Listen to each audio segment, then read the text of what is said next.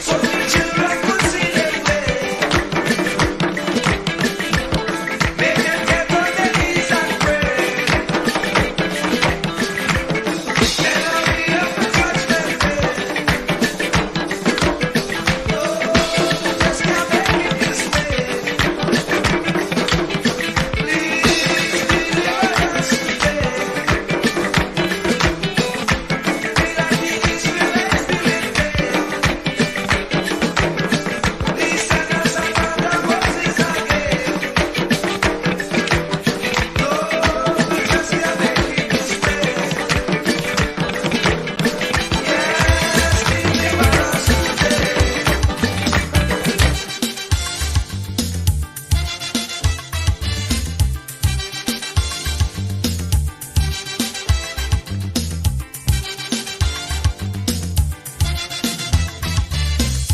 get up one morning, your elders have something. You don't know how they get it, but you want to use it. But if you ask them old people to get the things what they went through, ask them this any day, and your parents sure to say, black man have to keep on jamming, for black man to get a little something. Make up your mind, brother, that you're able to get a pulley and jam with the devil. Why? Black man have to keep on jamming, for black man to get a little something. Make up your mind, brother, that you're ready to swim offshore and hold your boat steady. Black man have to keep on jamming, for black man to get a little something. So when you're here, you get a little something. With that dragon, now you keep watching, because I don't tell you already. Black man don't get nothing easy.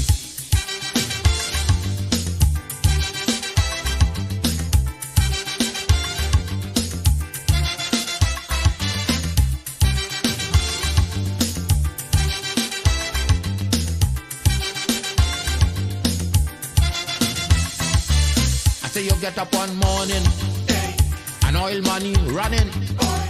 How it come you don't know, so that it can how the thing go. But if they read about Uriah, they wanna find out the pressure. How we get so much old hell to get a penny from TLL. Black man have to keep on jamming, for black man to get a little something.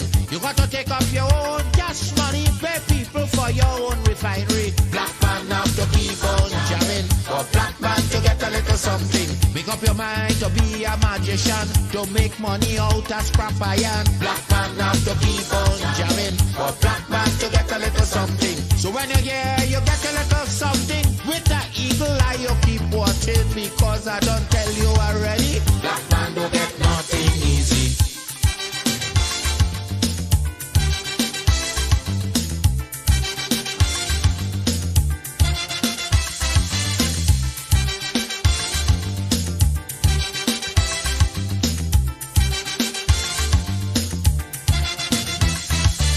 I say we get up one morning, independence happening, getting the thing come easy.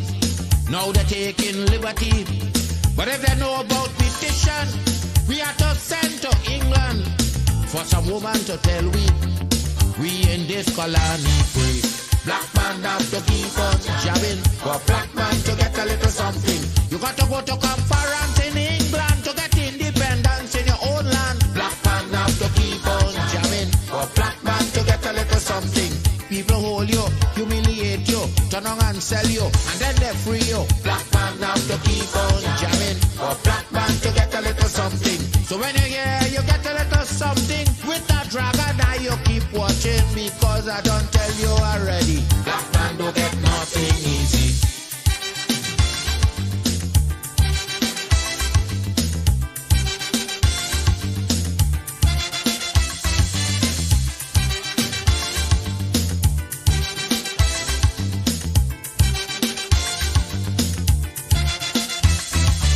So when a black man gets something, he got to start thinking. You get it there easy. You got to practice economy. From getting licks from the slave master to become the land owner, brother, is a terrible journey. Back with plenty brutality. Black man have to keep on jamming, for black man to get a little something. You got to rise up, you got to stand up. Make up your mind, you will always stay on top. Black man have to keep on jamming, for black man to get a little something. You got to go to conference in England to get independence in your own land. Black man have to keep on jamming, for black man to get a little something. You got to take up your own cash money, pay people for your own refinery. Black man have to keep on jamming, for black man to get a little something. Make up your mind to be a magician, to make money out of scrap. Keep me as the apple of thine eye. Hide me under the shadow of thy wing. O Lord, my Savior. It's so hard to deal with personal struggle. It's so sad when you feel alone in your trouble. It's real hard when you want to talk to a brother. It's so bad because of how some look at you after. So Jesus, come and be while you fix it. Come and be while you fix it. Come and be while you fix it. Jesus, come and be. Come and be while you fix it. Come and be while you fix it. Come and be while you fix it. Jesus, come and be. Cover my head. Satan want me dead. Cover my back from human attack. So Jesus, come and be while you fix it. Come and be while you fix it. Jesus, come and be while you fix it. Jesus, come and be. People see you smile, but don't know the hurt that you're feeling. Even as God's child, at times your heart does be bleeding. Where can you go when you're really looking for healing? Who know how to flow when your soul needs some restoring? So Jesus, come and be while you fix it. Come and be while you fix it. Come and be while you fix it. Jesus, come and be. Come and be while you fix it. Come and be while you fix it. Come and be while you fix it. Jesus, come and be. Cover me home from evils unknown. Cover my feet so I'll never retreat. Oh Lord, come and be while you fix it. Come and be while you fix it. Come and be while you fix it. Jesus, come and be.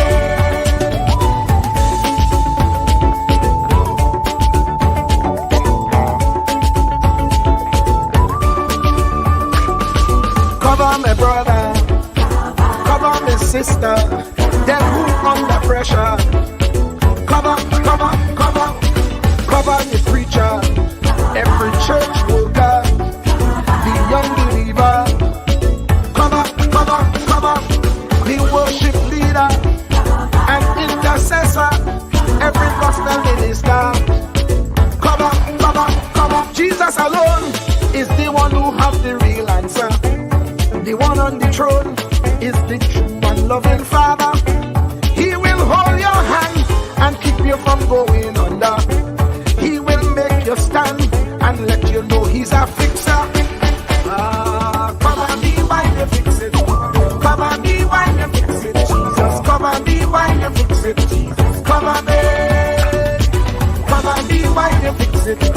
Come and be while you fix it. Come and be while you fix it. Jesus, come and be. Cover my mind. You know the struggle sometimes. Cover my mouth, that the wrong thing wouldn't come out. Oh Lord, cover me while you fix it. Cover me while you fix it. Cover me while you fix it. Jesus, cover me. Cover the Christian in the midst of aggression with the power of your right hand. Jesus, cover them helpless children. Jesus, defend them. Send help from heaven. Jesus, cover all them radio stations that blessing the nation. Grant divine protection. Jesus, cover me. Cover me. Cover me. Cover me.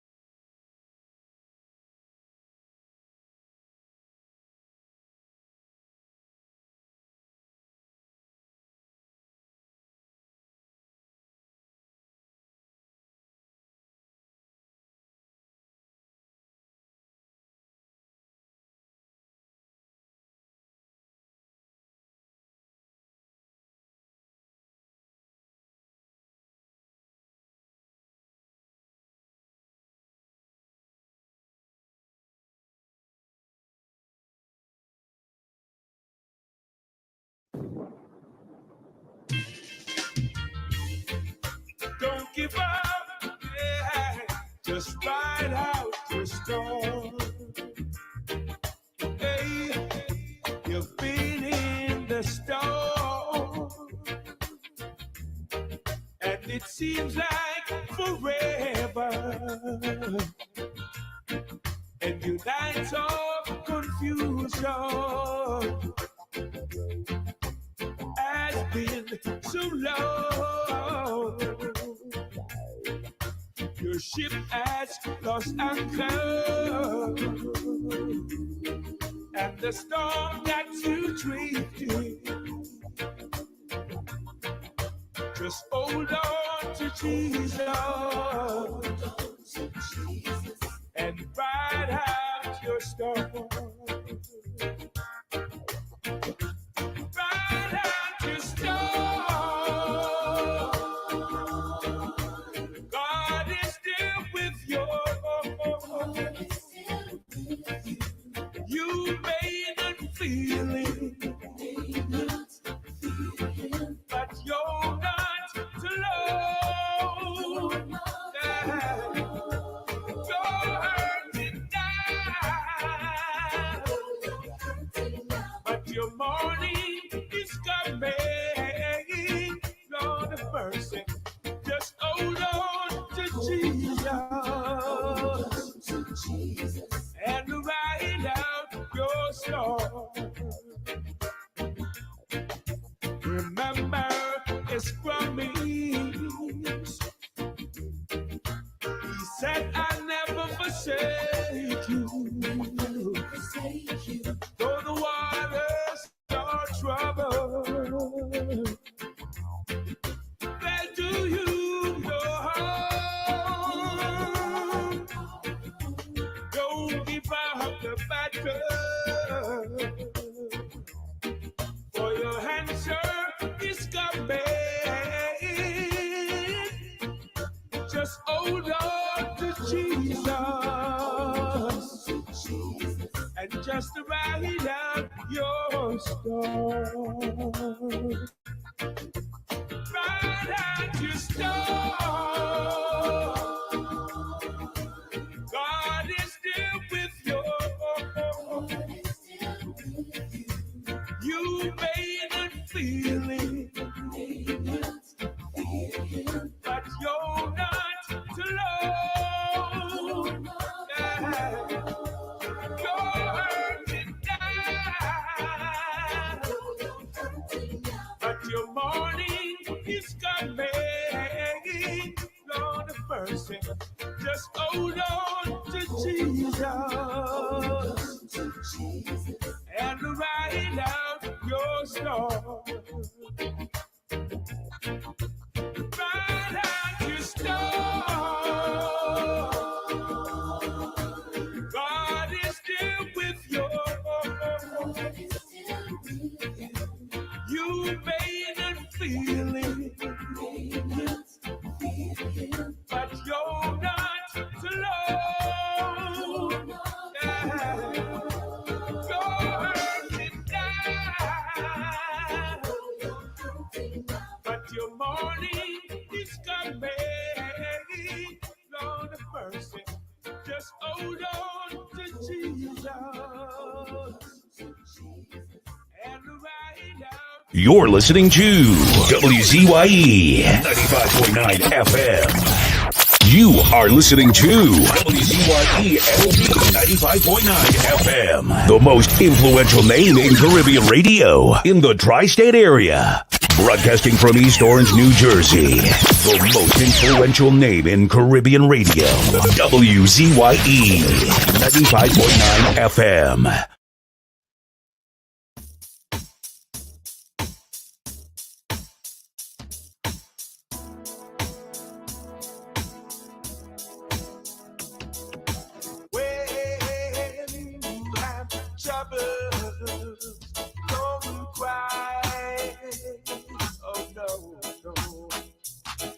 Remember that God is standing by. Hold on, yeah. When you have heartaches, don't cry. Oh no. Just remember that God is standing by. Sometime when your burden is down, just remember God is standing by. Thank you, Lord. So there's no need to cry. Oh, oh, God is standing by. Thank you, Lord. So don't you worry and don't cry. No, no. When you have troubles, don't cry. Oh no, oh no. Just remember that God is standing by. When you come running over, just remember God is standing by. Thank you, Lord. So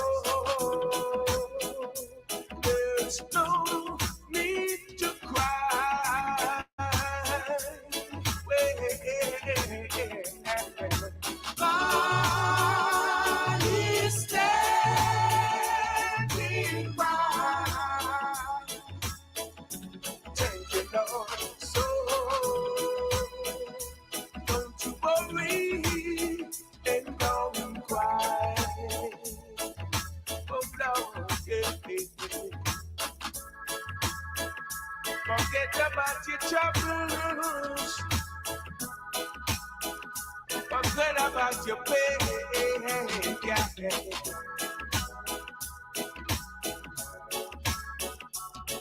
Put your trust in the Father. Yeah. Oh Lord. God is standing by. Thank you, Lord. So there is no need to cry. No need to cry. Oh, God is standing by. Lord, I'm fighting. So don't you worry and don't cry. Don't cry. Forget about your troubles and don't cry. No. Forget about your pain and don't cry. Just trust in the Father and don't cry. No, I know don't shed. Don't cry. Don't cry. Don't cry. Don't cry. You're listening to WZYE 95.9 FM. You are listening to WZYE 95.9 FM, the most influential name in Caribbean radio in the tri-state area. Broadcasting from East Orange, New Jersey, the most influential name in Caribbean radio. WZYE 95.9 FM.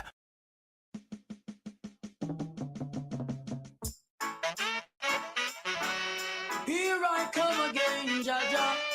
Before your presence we singing. Yeah.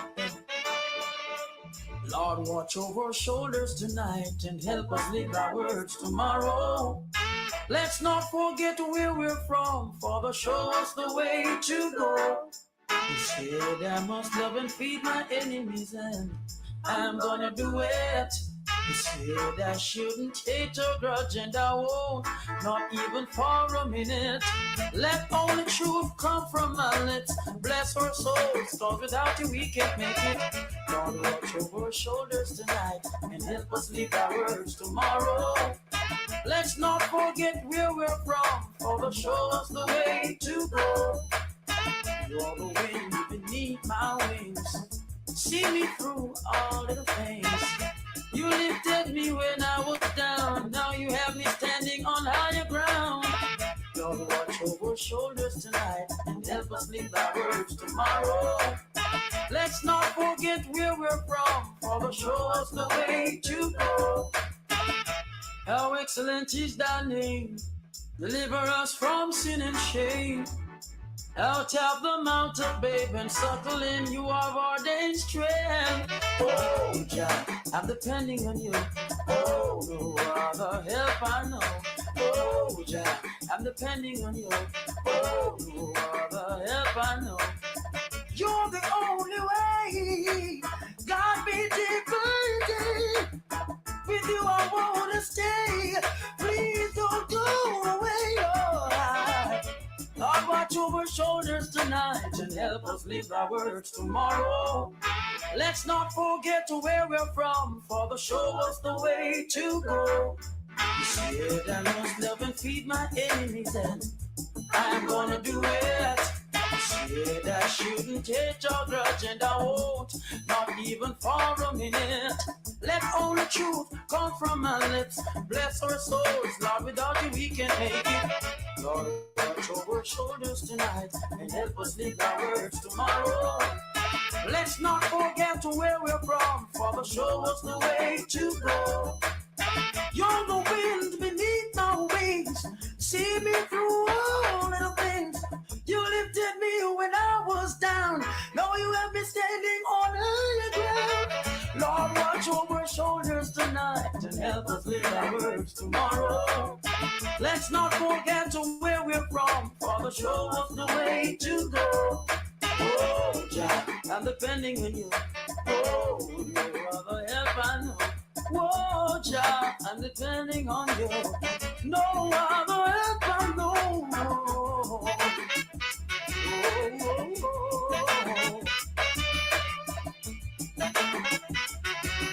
Watch over shoulders, help us live our words. Ooh, all right. Lord, watch over shoulders tonight and help us live our words tomorrow. Let's not forget where we're from, Father, show us the way to go. Truer words were never spoken. The less you associate with some people, the more your life will improve. Anytime you tolerate mediocrity in others, it increases your mediocrity. An important attribute in successful people is their impatience with negative thinking and negative acting people. As you grow, your associates will change. Some of your friends will not want you to go on. They will want you to stay where they are. Friends that don't help you climb will want you to crawl. Your friends will stretch your vision or choke your dream. Those that don't increase you will eventually decrease you. Consider this. Never receive counsel from unproductive people. Never discuss your problems with someone incapable of contributing to the solution, because those who never succeed themselves are always first to tell you how. Not everyone has a right to speak into your life. You are certain to get the worst of the bargain when you exchange ideas with the wrong person. Don't follow anyone who's not going anywhere. With some people you spend an evening. With others, you invest it. Be careful where you stop to inquire for directions along the road of life. Wise is the person who fortifies his life with the right friendships. If you run with wolves, you will learn how to howl. But if you associate with eagles, you will learn how to soar to great heights. A mirror reflects a man's face, but what he is really like is shown by the kind of friends he chooses. The simple but true fact of life is that you become like those with whom you closely associate, for the good and the bad. Note, be not mistaken. This is applicable to family as well as friends. Yes, do love, appreciate, and be thankful for your family, for they will always be your family, no matter what. Just know that they are human first, and though they are family to you, they may be a friend to someone else and will fit somewhere in the criteria above. In prosperity, our friends know us. In adversity, we know our friends.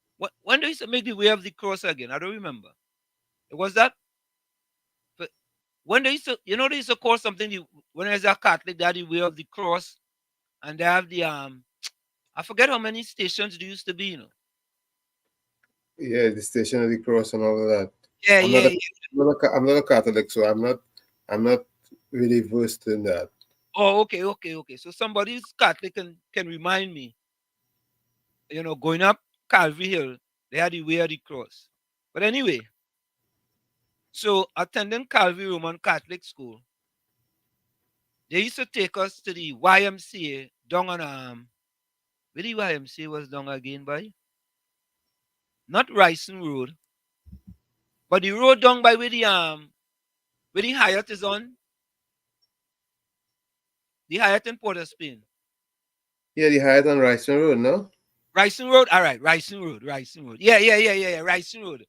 They had a YMCA in our back street there on Ryson Road.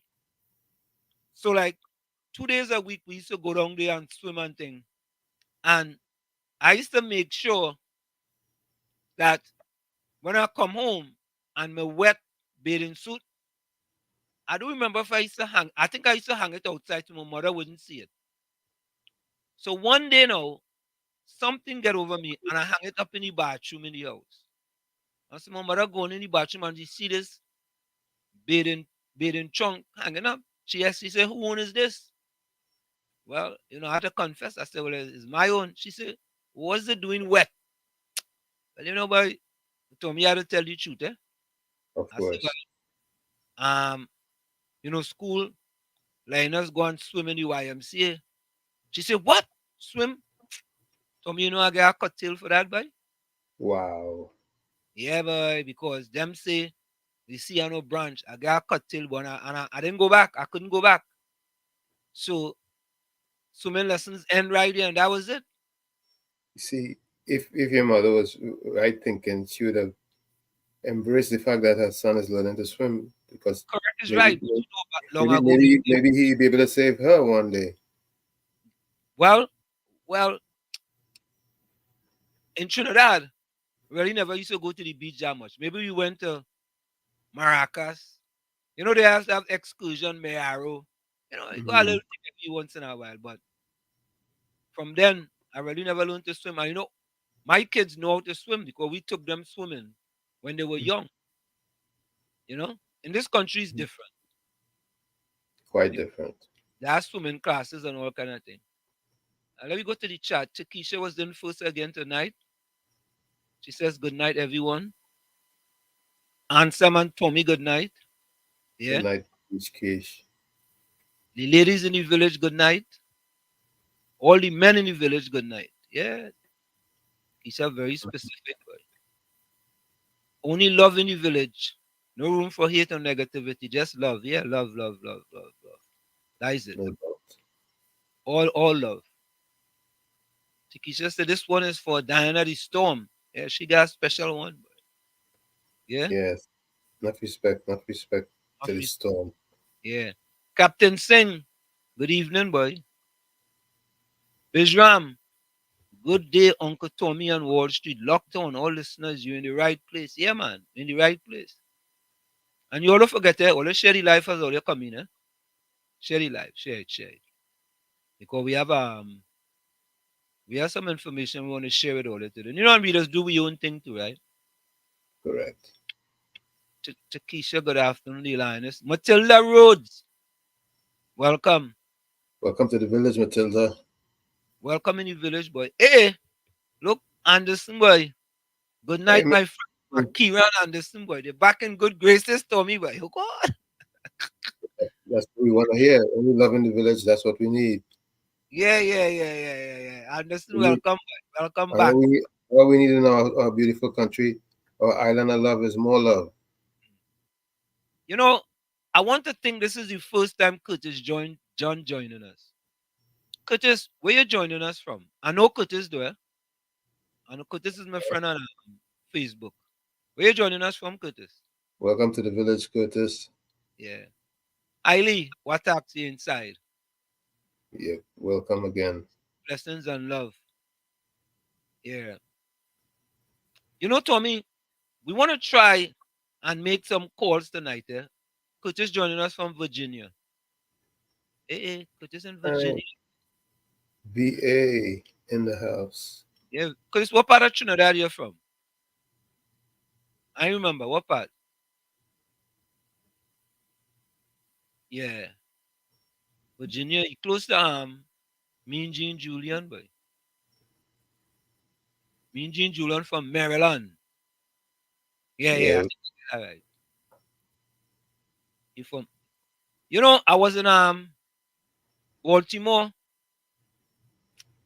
2 weeks ago, and I was trying to hook up with Mean Gene Julian, but it didn't work out. But Tommy, you know something, Tommy? no, tell me. I have come to realize that in Trinidad and Tobago, as a black supporter of the PNM, we are cut from a different cloth. Let me just say we. Many of them are cut from a different cloth. Why do I say that, Tommy? You're wondering why I say that. It intrigues my You interest. want to guess why, Tommy? You want to take a guess? I don't want to guess wrong. All right. I want you to listen to this. Enlighten me. Listen to this. Caller, good morning.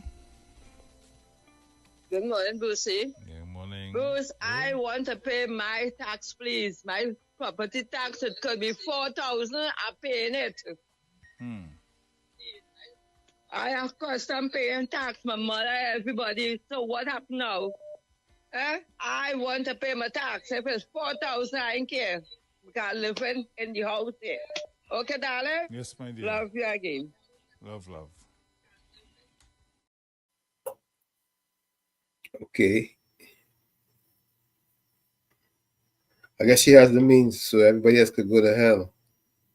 But Tommy, where in the world you know anybody living in the United States that say I want to pay my property tax?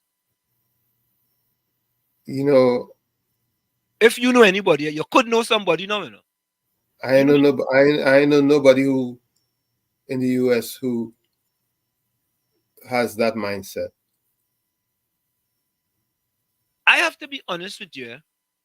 I know quite a few people, and not one of them have ever said to me, Anselm boy, when my property tax bill come, whether it's every quarter or whether it is increased, tell me that I want to pay my property tax. I don't care what it is.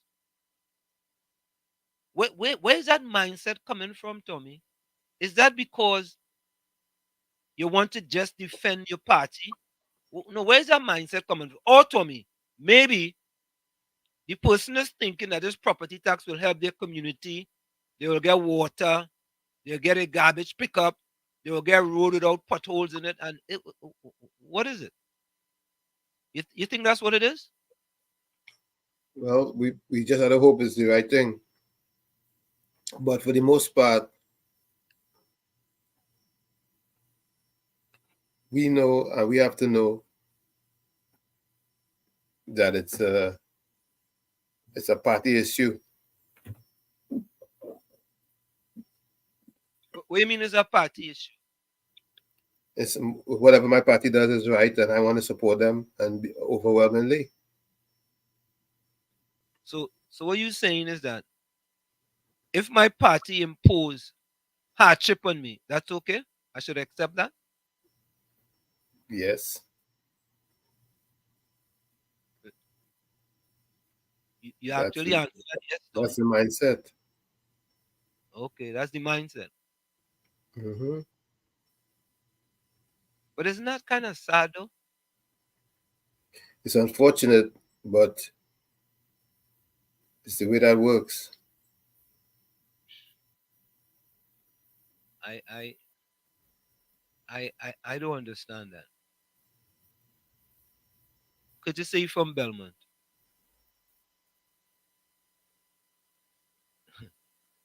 Right. So Curtis, you live in Virginia. Do you know anybody living in Virginia that want to pay tax, property tax? Yeah, I'm excited about paying $4,000 a year property four tax. thousand. 4,000. No, I don't mind. What I want to pay 4,000. Well, Curtis say he doesn't know anyone in Virginia that wants to pay property tax.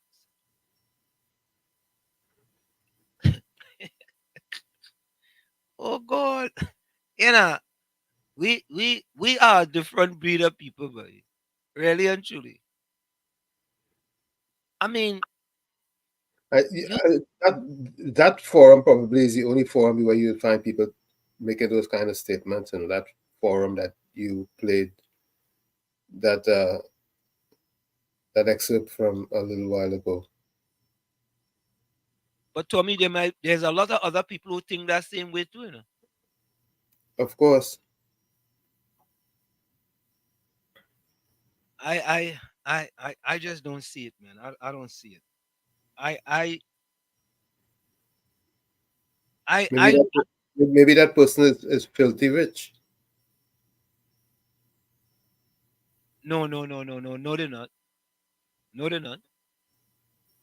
No, No, the people from Federation Park questioning the property tax, and they are filthy rich. and they are filthy rich. Yeah, they are filthy rich. They're the ones questioning the property tax, and the ones who really can afford the property tax, telling the people, "I want to pay my property tax." Well, so I don't know. We have it backwards, you know. We have it backwards. Do we really believe that, or do we believe we are right? No, we have it backwards. Because so you know what they should do, Tommy? In my estimation, the government should take a poll and say all the people that want to pay 3% property tax, for you, we'll make a special, we'll make a special exception for you guys. Right? You will come in and you will pay your 3% property tax. We make an exception for you because you want to pay your tax really bad. Come in. So Tommy, Lions Love said, "Hey Tommy, it has nothing to do with party, it has everything to do with race." Okay.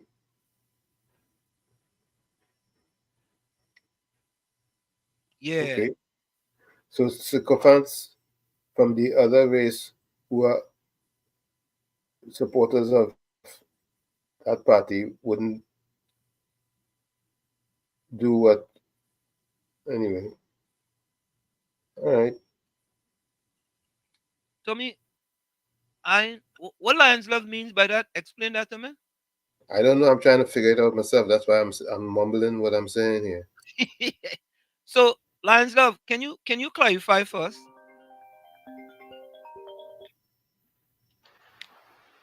Hey, Mr. Florida, you want to pay tax too, right? You live in Florida. You want to Hey, listen. Mr. Listen to me. Asim, I don't want to pay no tax, property tax. No, listen. But listen, Curtis John live in Virginia. He don't want to pay property tax. Tommy and I live in But New Jersey. We don't want to pay property tax. You living in Florida. You want to pay property tax. hell no. Oh, okay, okay. I wish they could take all that from the agenda. I wish You they could know what take I'm it. I saying? wish they could take it out too, boy. But Mr. Hansen, you know what's the funny thing about these sycophants and them who calling me and talking about, oh, if it's 4,000 rupee. When it was the pandemic and the fellow brothers and sisters was outside overseas, how much of them try to help the brother and sister to send a little money for them to help them come back home? How much of them say leave them there? When people make videos and say they was living on the streets and they had to sell the body and they're in shelters, how much of them but paying them say property tax? And if I pay in 4,000, I will pay my 4,000. You see how it is, me? Yeah, yeah, you're correct. You see how it is? You're very correct. Yeah. So I look on and I listen. All right, man. Yeah. Hey, thanks. Hey, Wayne. I think Wayne live in the Bronx, right? Remember Wayne was from Bronx, right? Wayne Harewood. Yes, from North Bronx. Wayne, do you know anybody in the Bronx that want to pay property tax? We just taking a little unscientific survey here. You know anybody in the Bronx that want to pay property tax? Just let us know. Right? Evening to you, Wayne. Hailey says people who want to pay property tax should be in a high tax bracket, 10% in their preference. All of that. No, that's why I say, Hailey, for those people, the government should make an exception for them and let them come in and pay 3%. That's simple. If you want to pay property tax that bad, pay the 3%. Don't take the reduced value. Right? Don't take the 2%. Take the 3%. Okay. And prepare years at a time since you have the money. Correct is right, Tommy. Prepare for like 2 years. Since 4,000, no problem. Prepare 2 years ahead of time. So they could fix the roads, they could pick up the garbage, the school system go be better, people go be scoring higher than under 50%, and these type of things. So Cameron Murray, game developer, says, I find all who want to pay property tax should pay it, and those who don't want it should not pay it. If they have money for property tax, let them pay it. Well, they can't really do it like that, It's not who want to pay it should pay it, and who don't want to pay it shouldn't pay it. I mean, they have to have a policy for everybody. Wall Street, you listen to that video with Joel on TC and Heavy program today? No, I ain't listen to it, Tell me what it's about now, Caribbean Soul. Walls, I love paying my taxes are from Caroni. Oh God. Capitan, you have a PhD in comedy, Capitan. Jerome Moses, welcome. Welcome, Jerome. Yeah. Ansem, they should pay for people who can't pay. Exactly. Oh, yeah. You need to find out who can afford it and pay it for them. All right. Exactly. Correct is right. Highly I agree with you there. Full 100. If anybody who can't pay the property tax, for all the PNM and the go along, get along PNM gang, pay the property tax to them people who can't afford it. You understand? Because you want to pay it. Right? As a matter of fact, take the 2% discount to me, and the difference, donate that to somebody. The difference between the 2 and the 3%, donate that to somebody who can't pay the property tax. How about that? That's a noble thing to do. Yeah. Yeah, what to do? The tax was 3%. You get a reduction at 33 and a third percent reduction to 2%. Take the difference between the 2 and 3% and help somebody who can't pay the property tax. How about that?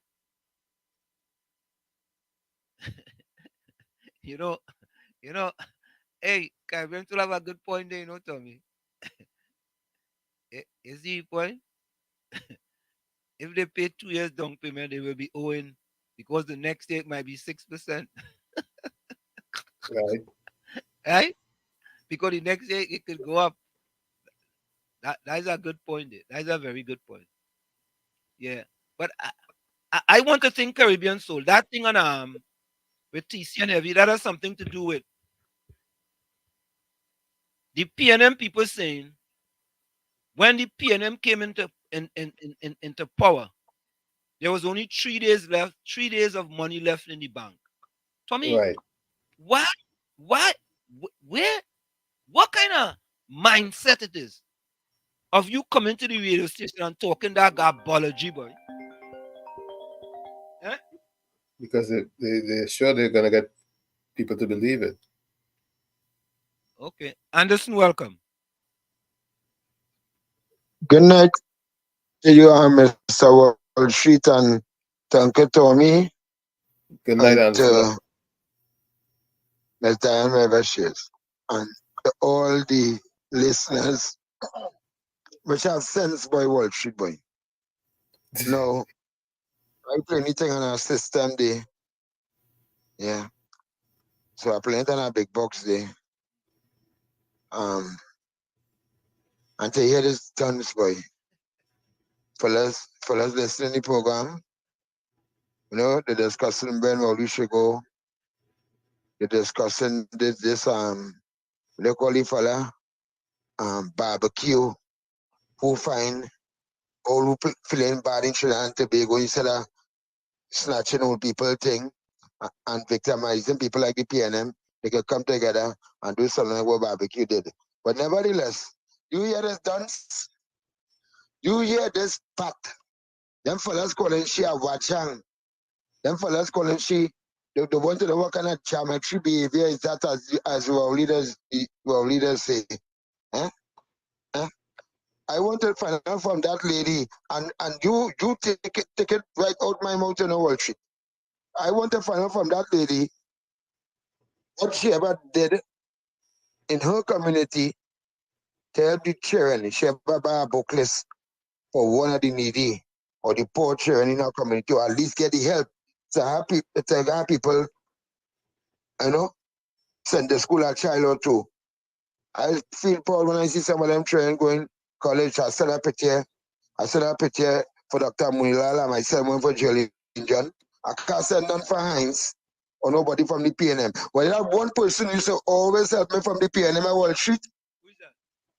A Mr. called Darren Marcel. So all the PNM were listening here. At one time, we had donated 24 bags, expensive school bag for them children and them. All our notebooks and stationaries and whatnot. Right?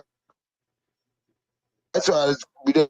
But we're going back to the Zantrupel, who call him morning program. Them fellas calling she Zantrupel, they calling she rat, they calling she labastarian, and they asking, what does someone ever do to help poor people in her community? You ever beg for a wheelchair for anybody? We want her, right? We want her, as you all said, see how much she could take that 4,000 and multiply it by 10. So she can help how much? Our 10 people, yeah, what they pay 4,000 a year, or it should be a month for she. So you place, you got to hear dunce people, I said I enumerate, paying them till they're dead. You could call in a program to say you want to pay the property tax. Miss Lady, the kind of names they're calling you not radio friendly. But as I look on and listening. But you can play the PNM back first again, please. Okay. Okay, top of the hour. Folks, we're going to go for a quick station identification. It's in the village with Uncle Tommy, Professor Walsh, the new on WZYE 95.9 FM. And Tommy, I don't know what to say, but I really don't know what to say. We'll be right back after this. Don't go nowhere. Stick and stay. It's in the village. Triplets. You're listening to WZYE 95.9 FM. You are listening to WZYE LP 95.9 FM, the most influential name in Caribbean radio in the tri-state area. Broadcasting from East Orange, New Jersey, the most influential name in Caribbean radio, WZYE 95.9 FM. We are back with you. It's in the village with Uncle Tommy and Professor Walsh, the new on WZYE 95.9 FM. We come to you every Monday, Tuesday, and Thursday from 7 to 10 p.m. That's Monday, Tuesday, and Thursday from 7 to 10 p.m. With your hosts, Professor Wall Street and Uncle Tommy on WZYE 95.9 FM. You are listening to In the Village With your host, with Professor Wall Street and Uncle Tommy on WZYE 95.9 FM. Yo, what's going on? This is Jersey Drake. Hi, this is Rihanna. Hey, what's up? This is Ludacris. What's up, y'all? This is Nicki Minaj. You're rocking with the best. It's In the Village with Uncle Tommy and Professor Wall Street. This is Travis Scott, 21-7. You're listening to In the Village with Uncle Tommy and Professor Wall Street. What it do is the baby and we in the mix. What's up? It's your boy Usher. What's up, y'all? This is Beyonce. It's your boy Chris Brown right here. Playing nothing but the best. It's In the Village with Uncle Tommy and Professor Wall. WZYE 95.9 FM. WZYE. We are back with you. It's In the Village, Uncle Tommy, Professor Washington, and you on WZYE 95.9 FM. We come to you every Monday, Tuesday, and Thursday from 7 to 10 p.m. That's 7 to 10 p.m. Cameron says, yeah, I agree with it highly. If they so support and love the PNM so much, they should pay for all of we. I mean, Tommy, you could agree with that, right? Of course, most definitely.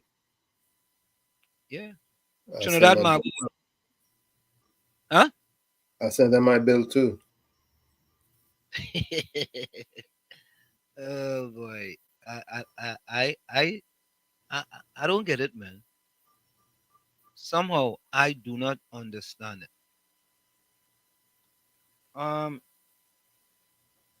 I go play that video just now. I got a video with respect to. You know what? Let me try something. Let me try Jawala Rambaran. See if he go and say so. Hold on, eh?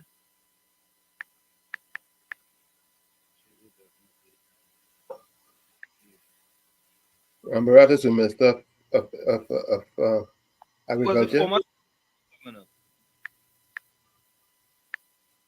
former central bank governor under the Oh, okay. under the partnership.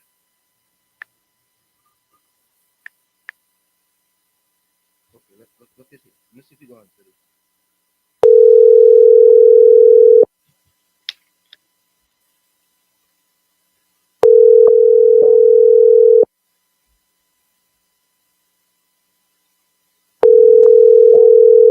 So, folks, we call in former central bank governor Jawala Rambaran.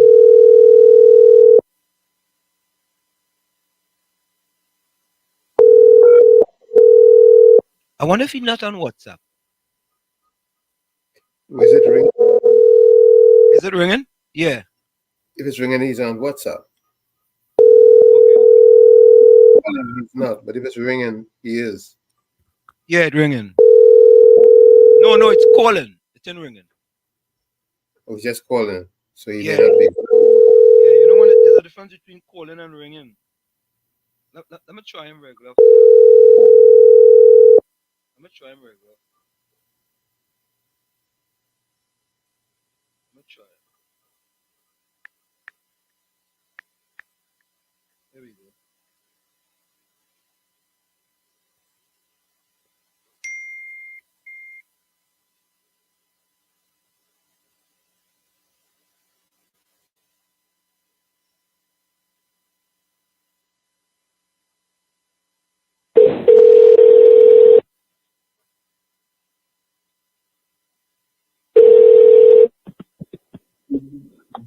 Hello, good night. Hello, can I speak to Mr. Joala Rambaran? This is WZYE 95.9 FM in New York and New Jersey. How are you doing, sir? All right, yeah, this is Rolla. Who's this again? This is a program out of New Jersey, WZYE 95.9 FM with yours truly. They call me Professor Wall Street, and we have a second guest called Uncle Tommy. It's a program called In the Village. Yeah, sorry, no time right now. I'm in the middle of another engagement at the moment in a Zoom meeting. Yeah. Okay, no problem. Thank you very much. Yeah. Okay. Yeah, it's Monday night. It's the Monday night forum. Well, I mean, we had to respect people, when they call. All right. Where we So call. yeah, when we call, and we have to respect people's wishes. You know what I mean? Yes, yes. Caribbean Solely answered, but we are very respectful here, and we know that we are calling them cold call. So Right. we don't want to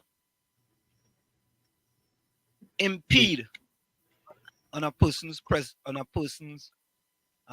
privacy, so to speak. But Impose. Right. right, what we go do? We go try and send him a invitation for him to come in and talk. Right. So all right. So let's do this. Let's. How long is this thing here? Hold on, Let me check. How long is that thing you send the? Let me see something.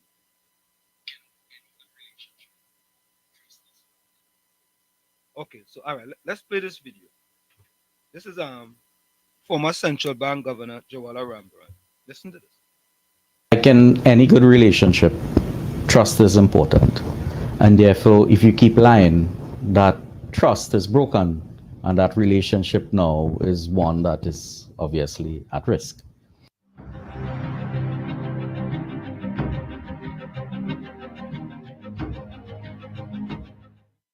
I first met Minister Imbert 2 weeks after he became Minister of Finance.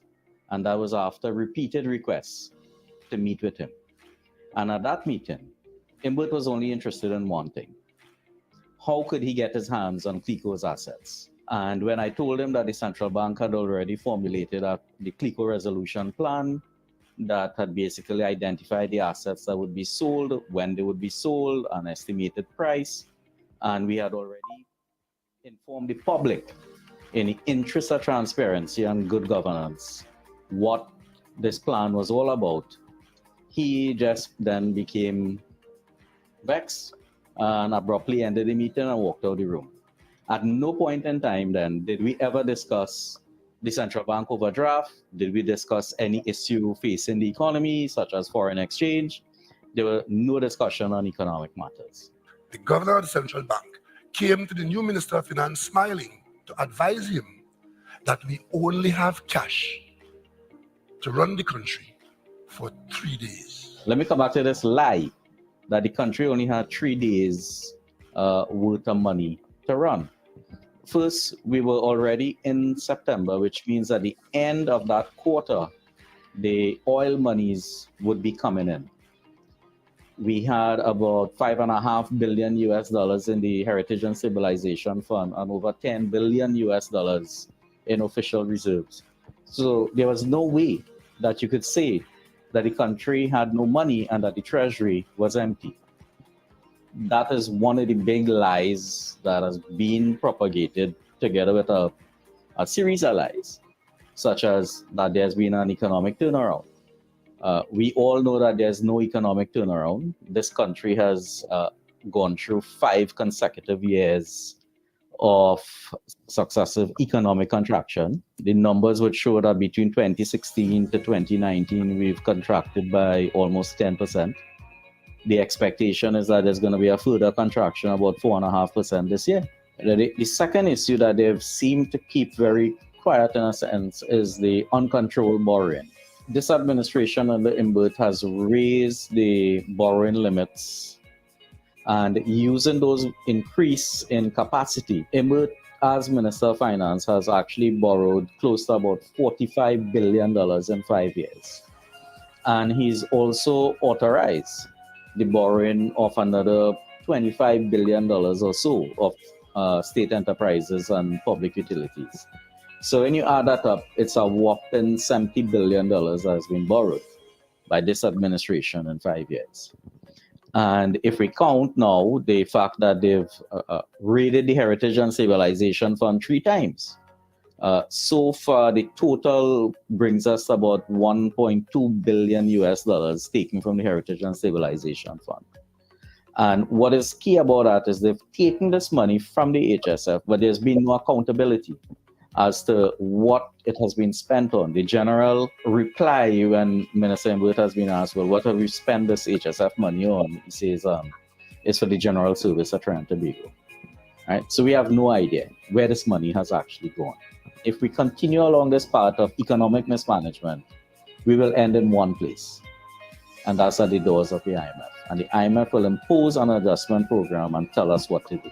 This administration is not keeping us from the IMF. They've done everything possible to push us closer to the IMF. In the relationship between government and citizens, we would expect that the government would tell us the truth about the state of the economy and how this economy is actually performing. Because if that isn't done, well, obviously trust is broken. And when you do find out what the actual state of the economy is, it might be, in a sense, sometimes too late. Government has to provide that level of trust to citizens. We need to know what is the true state of the economy, and the lies just need to stop.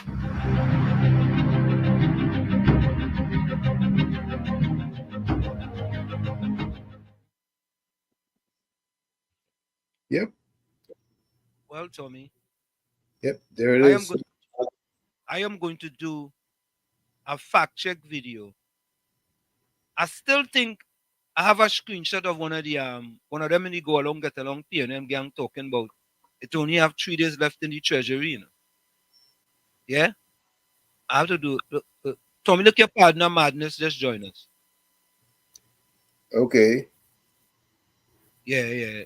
Look him down there. Look him here. What you got to say? That Madness. Yeah, Dexter. You see? That's when he was about 15 there. Uh-oh. That's 15. Oh God. So Tommy,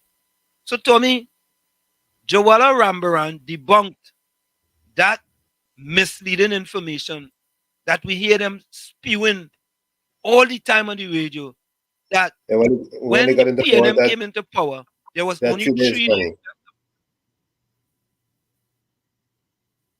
Yeah, only 3 days money left.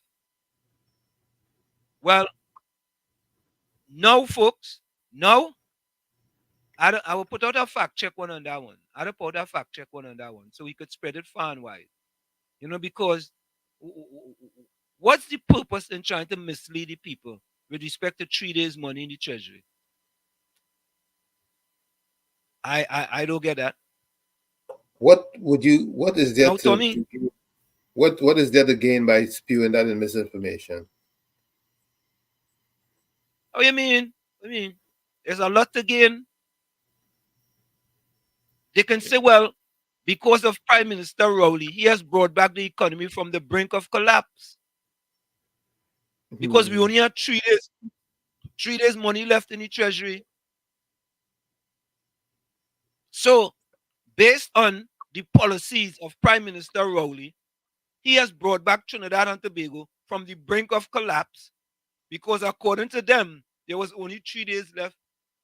There was only 3 days money left in the treasury because of when they became in power. There was only 3 days left. 3 days of money left in the treasury. And Tommy, that is a dangerous thing, you know. You know that, right? Of course. For you to just hear something and you just run with it. As a matter of fact, Tommy, I wanted to do something. Tommy, I heard this, and I didn't understand this. And I want the people who listen to this program to fact check this. I already did the fact check, right? Listen to this, Tommy. 47% of the children that write essay fail, right? Listen. Let me start that over. 47% of the children that write essay fail, right? Listen to this, sir. Last year, around approximately more than 50% failed.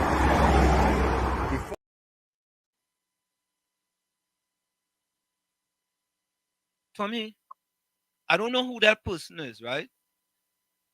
But when I saw that, the results for the SCA come out yet? No, the SCA was written last Thursday. It's not even a week yet.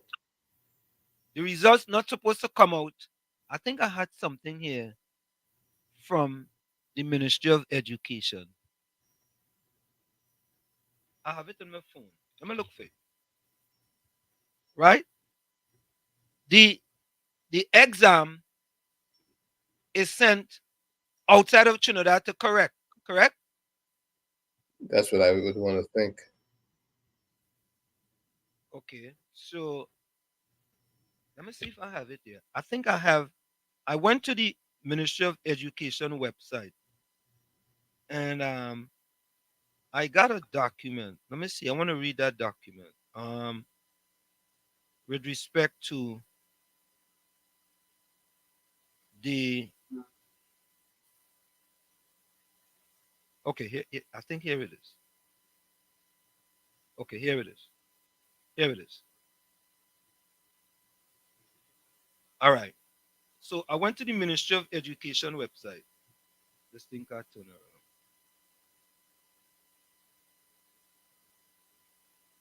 Hold up there.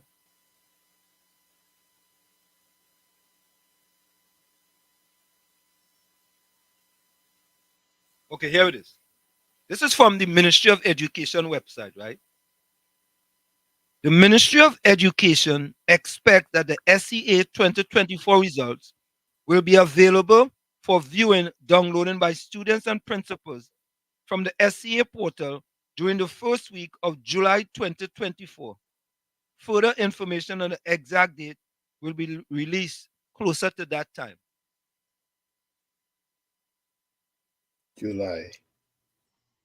July. So how could you come and say that 47% of the people fail? Yeah. Score below 50%. 47% score below 50%. Maybe he's talking about last year's. Last year, he said 50%. He said 50% last year. Let's listen to him again.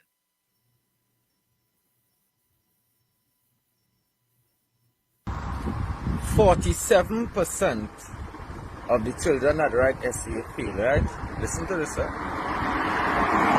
Last year, around approximately more than 50% failed. Before that, around 50% failed. The same Minister of Education, they see it fit to move she or check her track record at all and see what she's.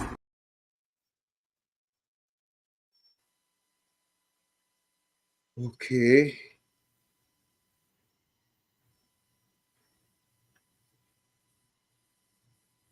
He's a psychic or something?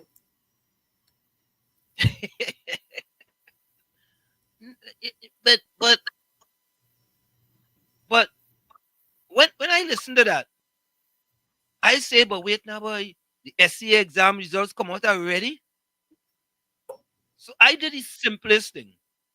I went to the Ministry of Education website, and there was a press release, right? And the press release says the exam going to be graded. The results of the exam going to be available in July. Simple. And if 43% or 47% of the people fail, it is what it is. You understand? It is what it is. Oh God, for God's sake, don't just make it up now, man. Why are you making it up? I didn't understand that.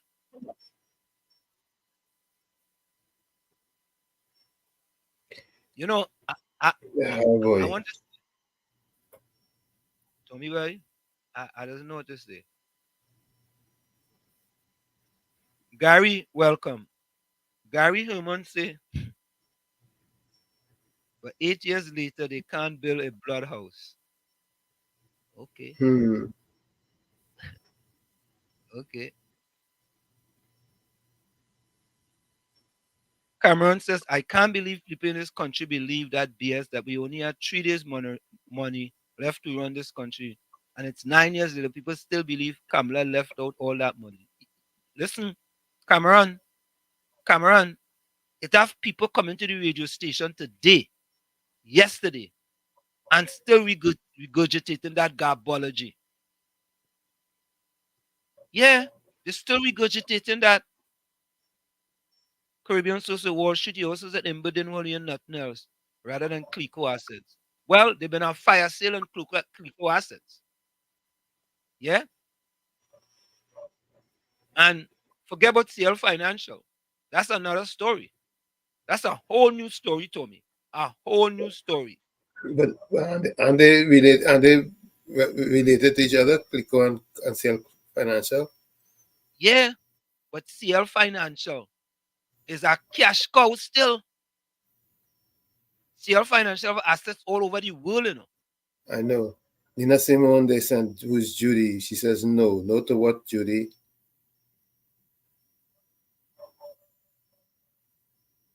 You figure out what she said no about, Anselm? Nah, I don't know. She must be talking about 3 days. 3 days? I know. Capitan said the economy was running on fumes. Absolutely. Capitan. Fumes. Capitan is Oh, Tommy, we promised the people why Prime Minister Rowley wouldn't call an early election. We prepared our editorial on that, and we're gonna give that to you just now. But Tommy, there is big news in the UNC, you know. I'm keeping track of it. It's a little bit unsettling among the yellow fans. Let me try calling Anita Hale. See if she go pick up. Maybe Anita. Paris looking pretty bad. Yeah, boy, it's looking kind of tough, boy. Gloves soon.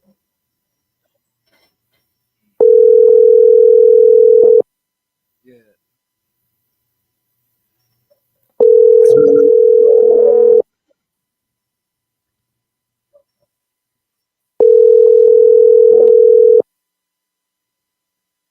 Tommy all of a sudden, boy.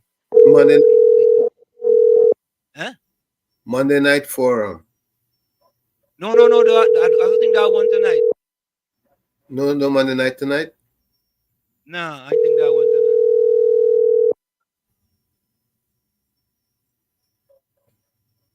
No answer.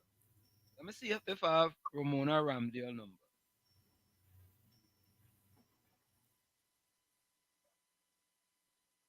Ramona.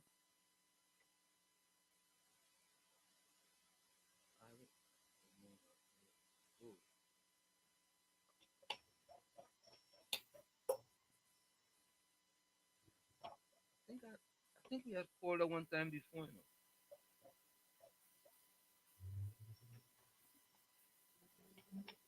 There we go. Let me see. I'm calling a young lady by the name of Ramona Ramdale. Yeah, that's one from Couva North. Yeah. What? No answer either, boy. Tommy, boy. Holy Week. Oh, Holy Week? That's what it is? Either that or nobody wants to talk. They ain't talking no more. Well, let me try Rushton Pirate to see if he go pick up. Yeah, give him a shot. Let me give him a shot.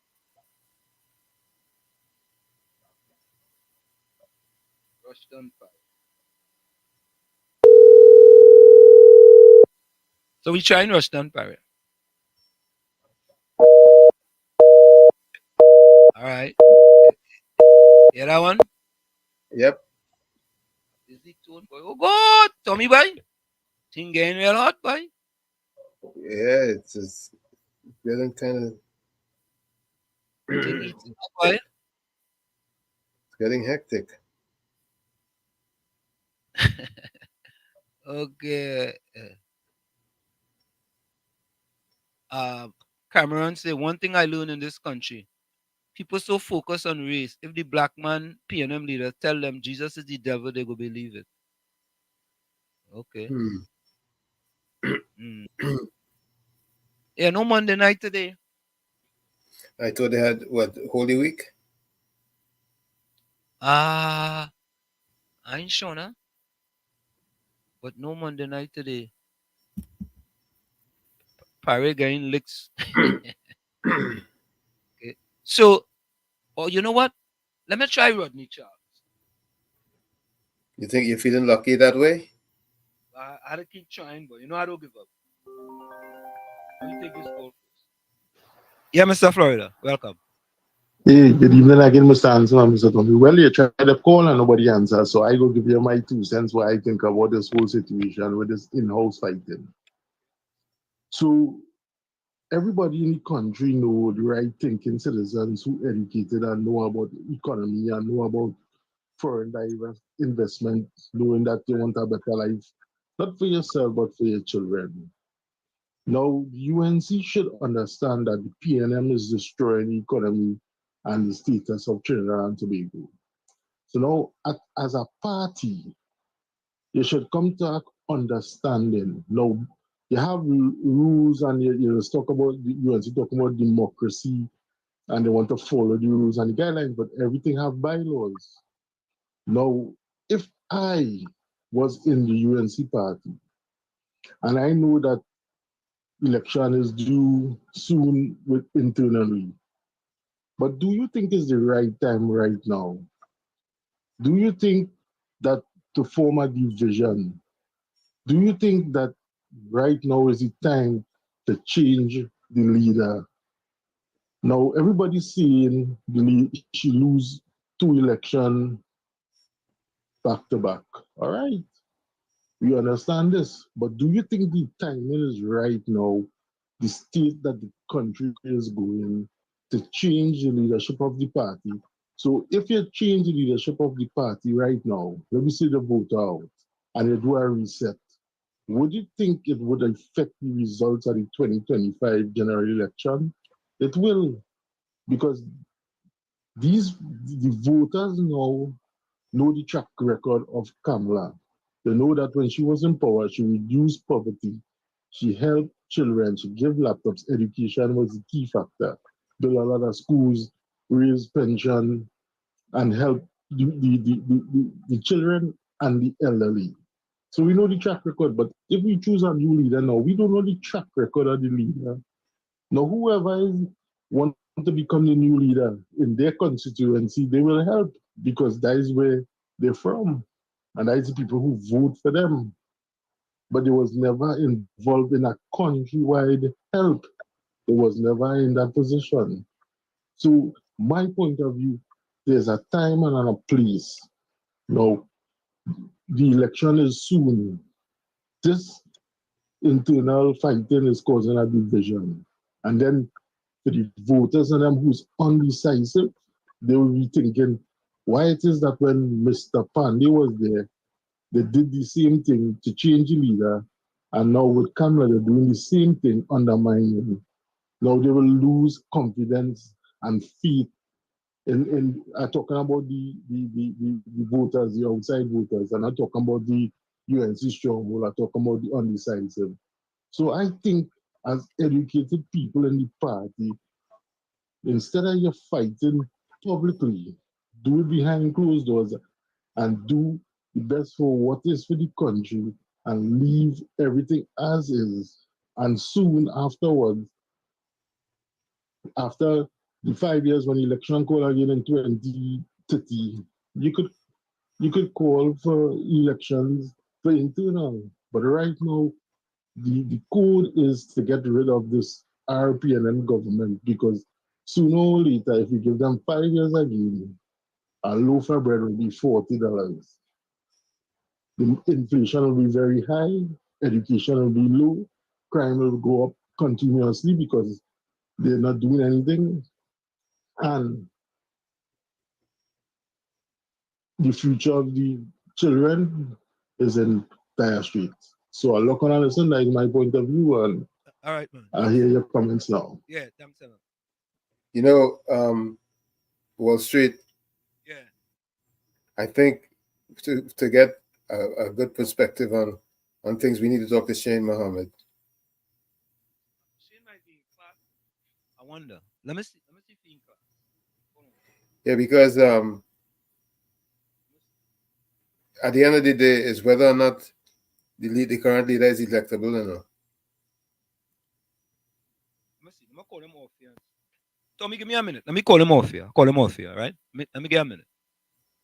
Yeah, because I mean, if the people believe in the lady, so it is.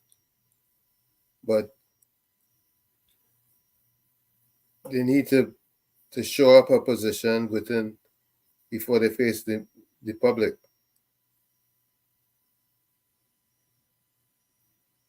Even if they're gonna put her back to run the show, just show it up and put all doubts to rest once and for all.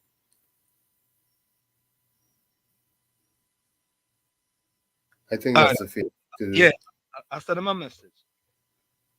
I think that's. What do you think? What do you think, Walls? Say that again, Tommy. Say that again. They need to just firm up their position to make the voters comfortable with with whoever it is they put in as their leader.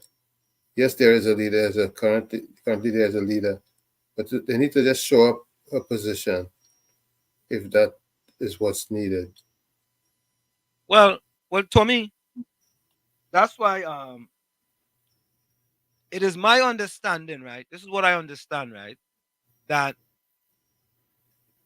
there is no competition or no internal election for the political leader of the UNC in 2024. Yeah? When is it constitutionally due? Okay, hold on. Let me call Munilal. So I put no to call Munilal. So enjoy, we calling Munilal. Hold on. It's due in 2025. Okay. They have a NATEX.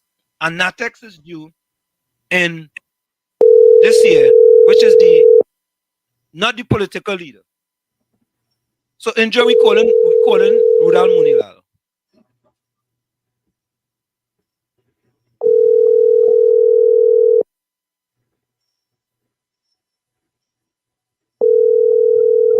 So you see, right, next year is the internal election for the leader. This year is only the NATEX. NATEX is like the management, but not NATEX is July. Right. So the election, I think it's about NATEX. Let me try. So we tried. You know what? Let me try Kamla Prasad Besessa herself.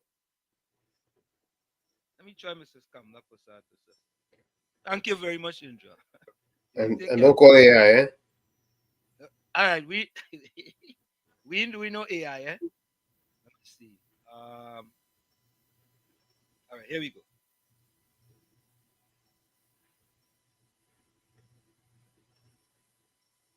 But I think a good perspective will come from Shane Mohammed. Yeah.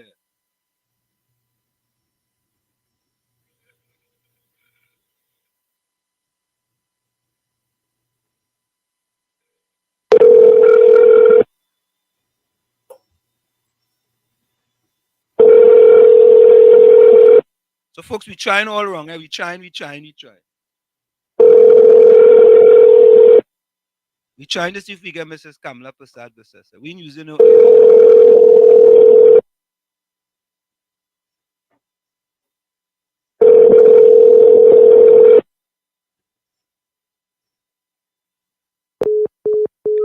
All right. That failed. Like Tommy, like the game we have PNM, but let me try. What's his name? Naked.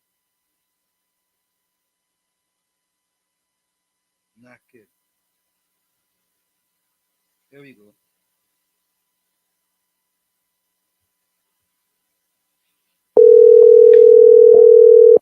So, folks, we trying all kind of thing.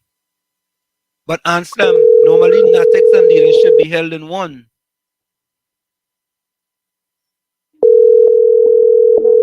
Yeah, but it's not due. The leadership is not due till 2025. And the NATEX is due this year.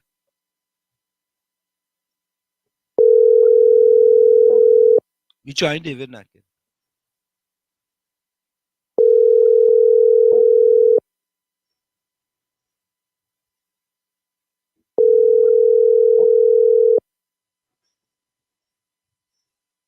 All right.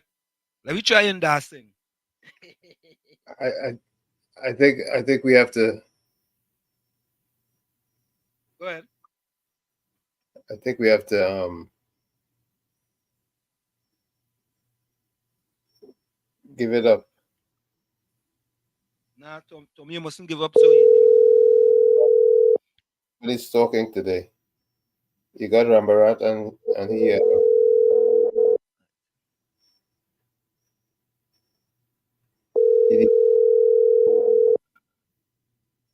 This is Rujanat Indasing.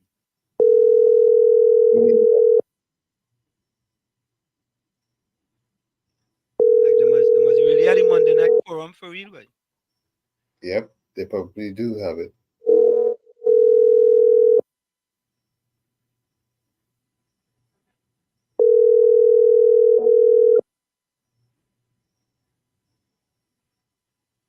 All right.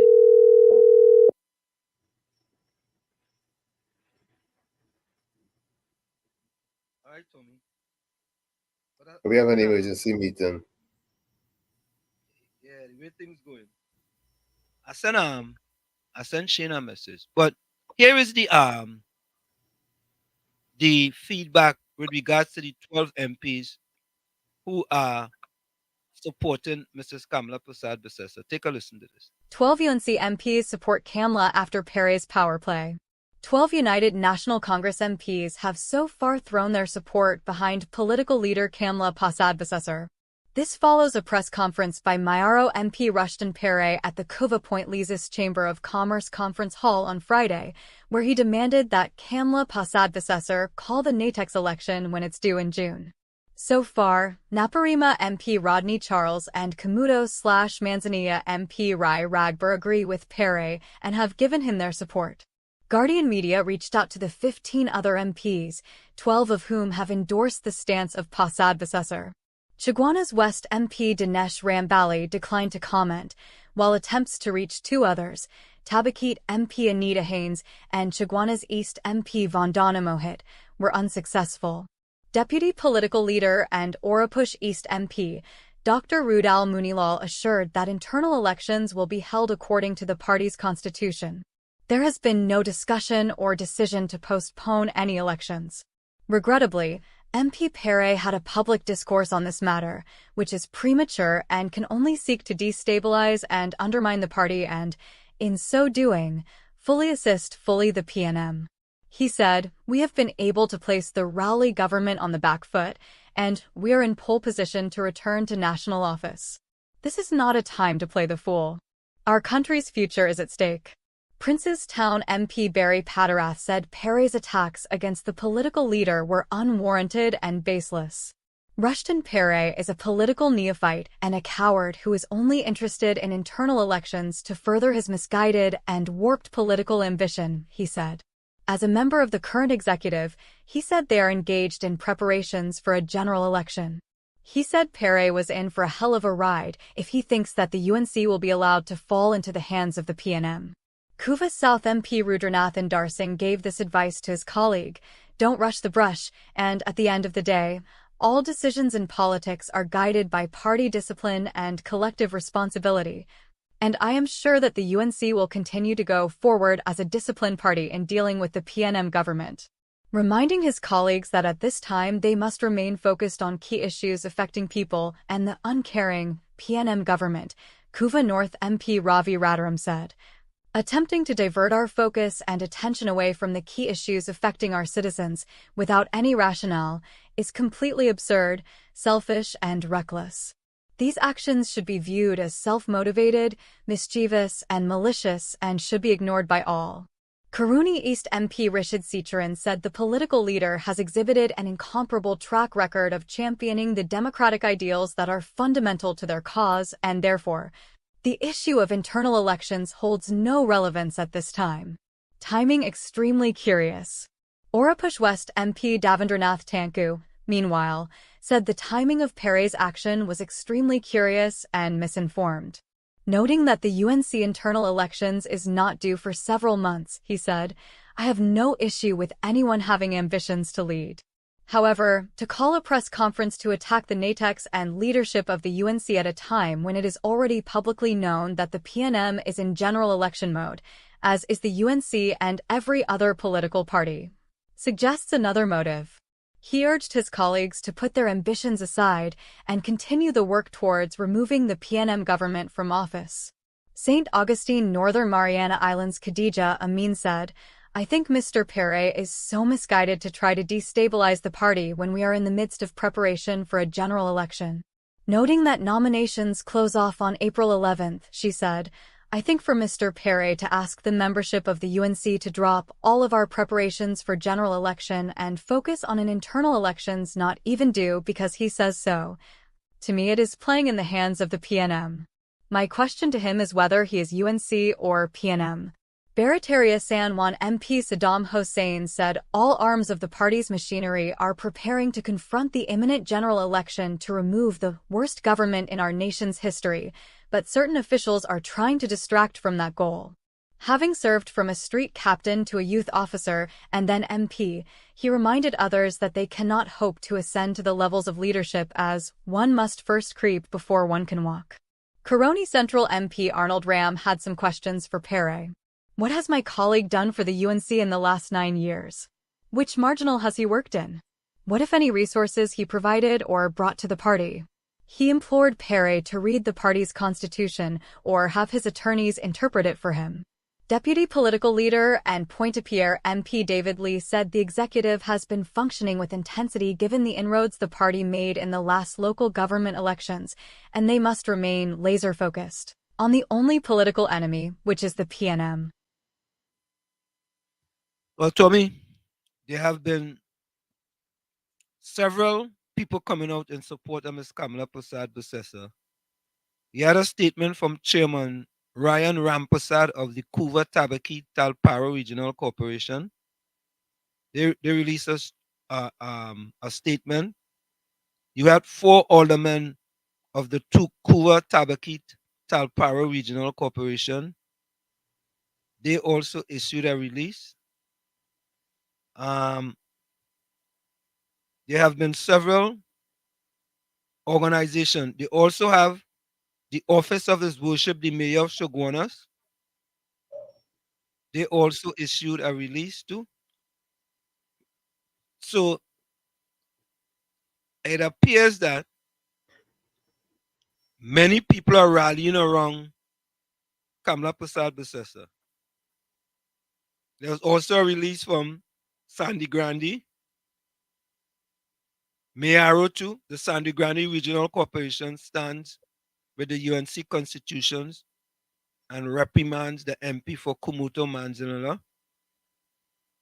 Right? So, Tommy boy? Parry in trouble. What you think about Tommy boy? Parry in trouble. You think he's in trouble? Yeah, he stepped on the wrong corner. They're not gonna send him back up. That is it for him. Yeah, he's washed up right now. Oh boy. But what about those who supported him? Because Anita Haynes came out today in support of him. Listen. Mayor MP Rushton Pare is seeking to clarify that his concerns over the UNC's internal elections are in no way an attack on the legitimacy of Kamala Prasad-Busesa as political leader of the party. Pare says his call for the internal elections to be held when it is constitutionally due in June of this year was a measured statement and not a vociferous attack on Prasad-Busesa as is being perceived by many UNC members. Parry says he has taken note of the support Prasad Bisesa has received from fellow opposition MPs who are stating that there is one party and one leader. But according to Parry, he in no way suggested that there should be more than one leader. He says his intention is to ensure the UNC is in the best shape possible to tackle the PNM in the next general elections. There was a similar sentiment made by Tabakeet MP Anita Haynes-Allain, who, speaking on the Morning Brew this morning, says MPs should show their support for Kamala Prasad Bisesa by voting for her and not just sending releases. The best way to show that you support Mrs. Prasad Bisesa is to also call for the internal election so that you can support her with your vote. Supporting her with a press release is inconsequential. The best way to show your support for a political entity is to be able to vote for them. So I think, after the weekend, we would have seen and heard a lot. Staying in politics now, St. Joseph MP Terence Dialsing says he's not concerned following the news that NTA political leader Gary Griffith will challenge him for his seat in the next general election.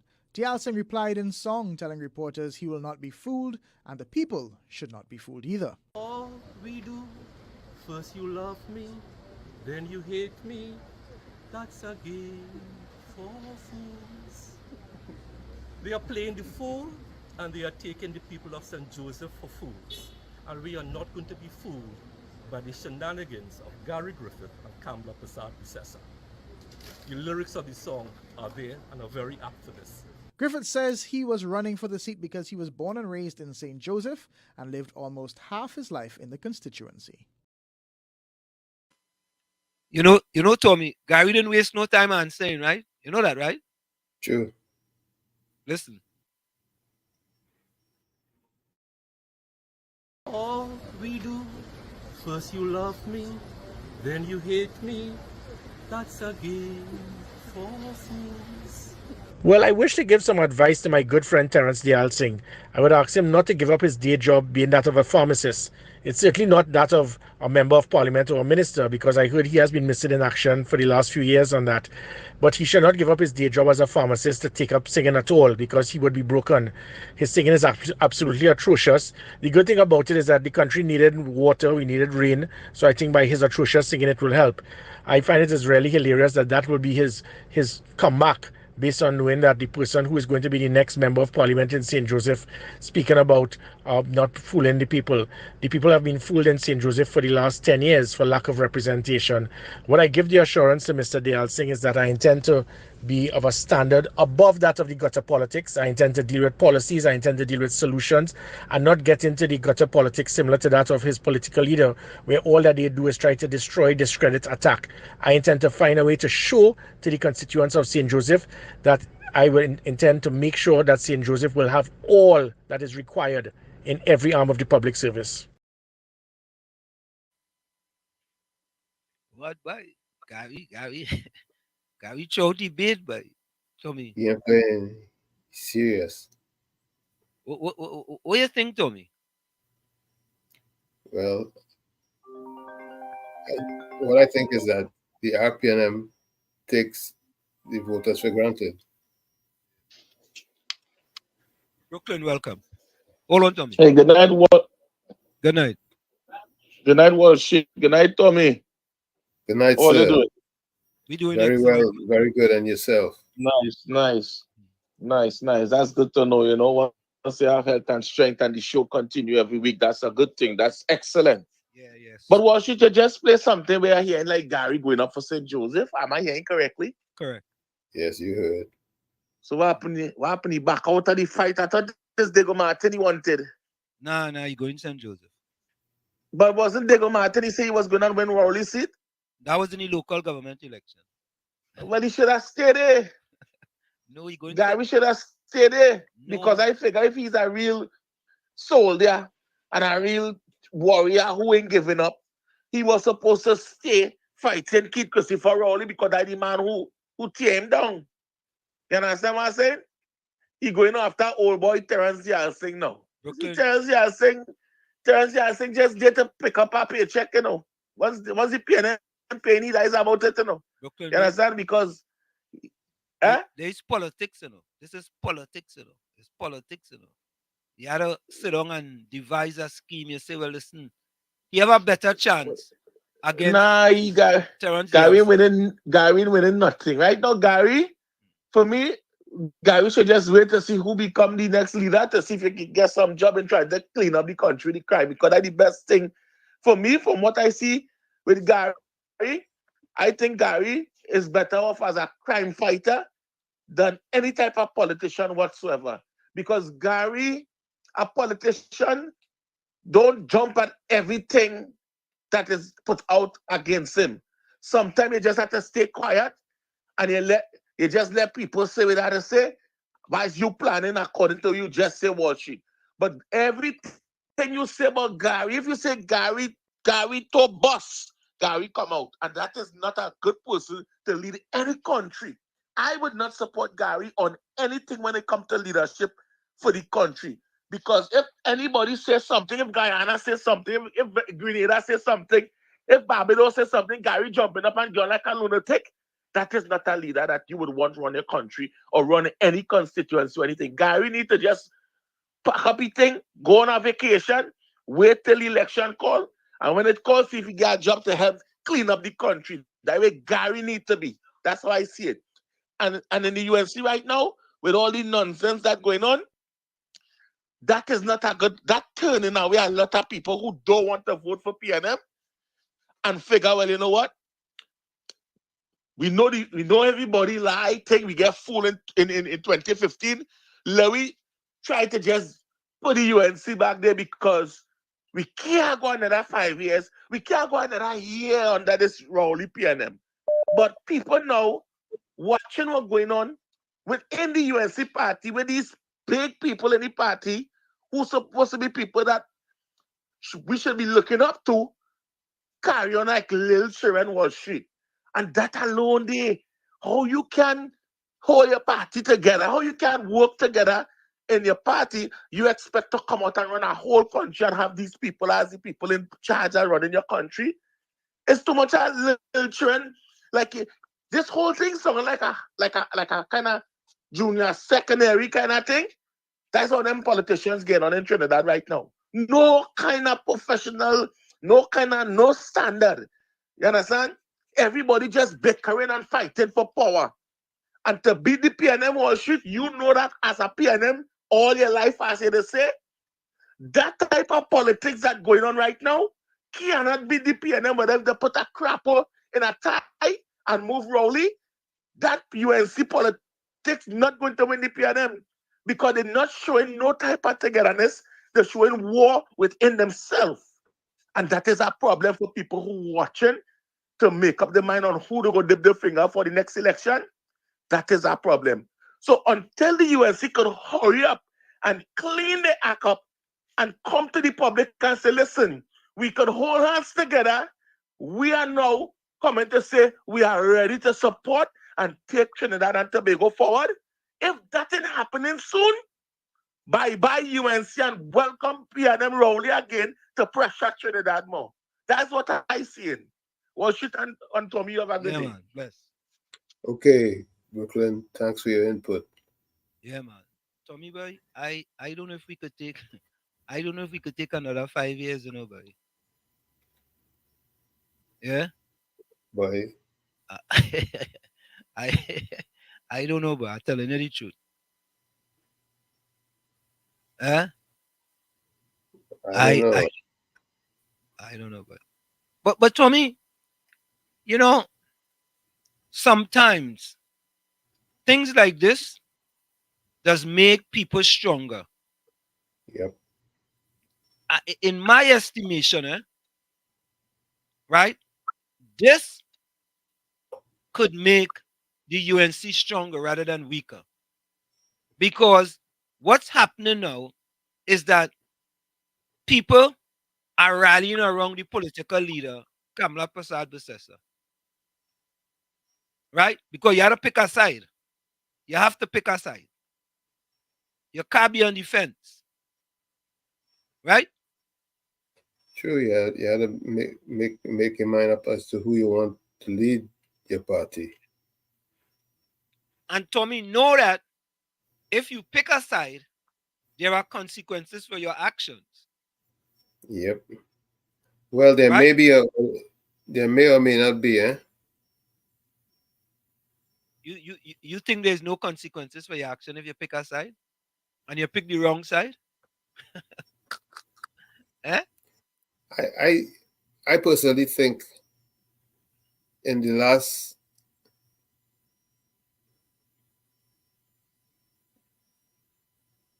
government stint that the UNC or should I say the partnership had, there was display of a lot of shakiness in leadership. It was what? It was what you say? Display of shaky leadership. Okay. But you don't think there were things that was done that benefit the country drastically? I fully agree. The country had um, a lot of benefits, but also some things that happened that shone a negative light on the leadership. No, I don't disagree with that. I agree that there was some things that happened that I don't think it was. Do you think it was 50% bad and 50% good, or 60% good and 40% bad, or 75% bad and 25% good? If you had to put a percentage in it, what percentage will you put? I'll say 50-50. Okay. So in just say Rushton Perry was a PNM before joining the UNC, showing his PNM colors. Rowley could become the UNC leader, and PNM Porters will still not vote UNC. All right, you know what? Let me go for a break. And when I come back, right, Tommy? In my estimation, in my bias estimation, I will give you guys my bias estimation when we come back, because I think I like to go more along the facts and the policies that were put in place, right? And if I make a comparison between 2010 and 2015 and 2015 to 2024 for people that look like me, right? I'll give you guys my opinion when we come back. Folks, it's In the Village with Professor Wall Street, Uncle Tommy and you on WZYE 95.9 FM. We come to you every Monday, Tuesday, and Thursday from 7 to 10 p.m. That's every Monday, Tuesday, and Thursday from 7 to 10 p.m. Stick and stay. We'll be right back after this. You're listening to WZYE 95.9 FM. You are listening to WZYE LP 95.9 FM, the most influential name in Caribbean radio in the tri-state area. Broadcasting from East Orange, New Jersey, the most influential name in Caribbean radio, WZYE 95.9 FM.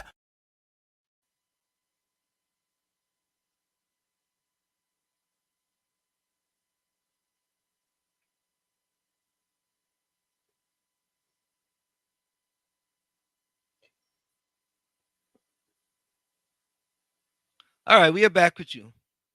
You know, go ahead. Living in the United States, you get to appreciate balance much more than anything else. Because even though sometimes you may not think it's the best situation or the best leadership situation, what it does, it creates a balance that you welcome at the end of the day. For example, that stint with Donald Trump in the White House, yes, to many it seemed negative, but at the end of the day, there were a lot of positivity that came out of it also. Okay. So Caribbean Social Worship, before you do that bias comparison, just know PNM supporters didn't change their votes during 2010, 2015. The decided voters made that change. Well, let me say this, Tommy.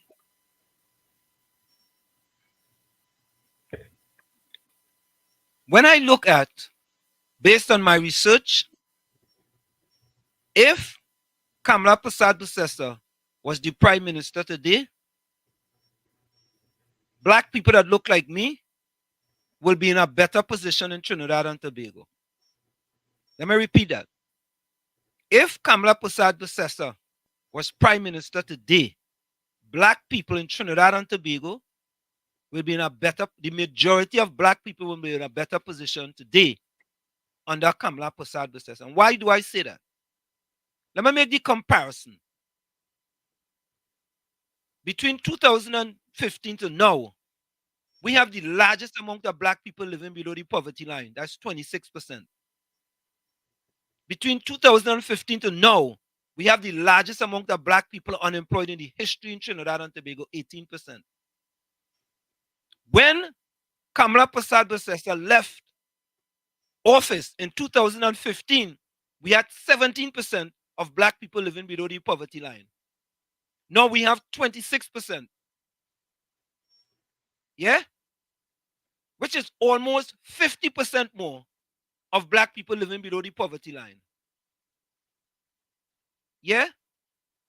So, based on those facts, and I could go on, we have last year we had 65% of the murders in Trinidad and Tobago, people that look like me.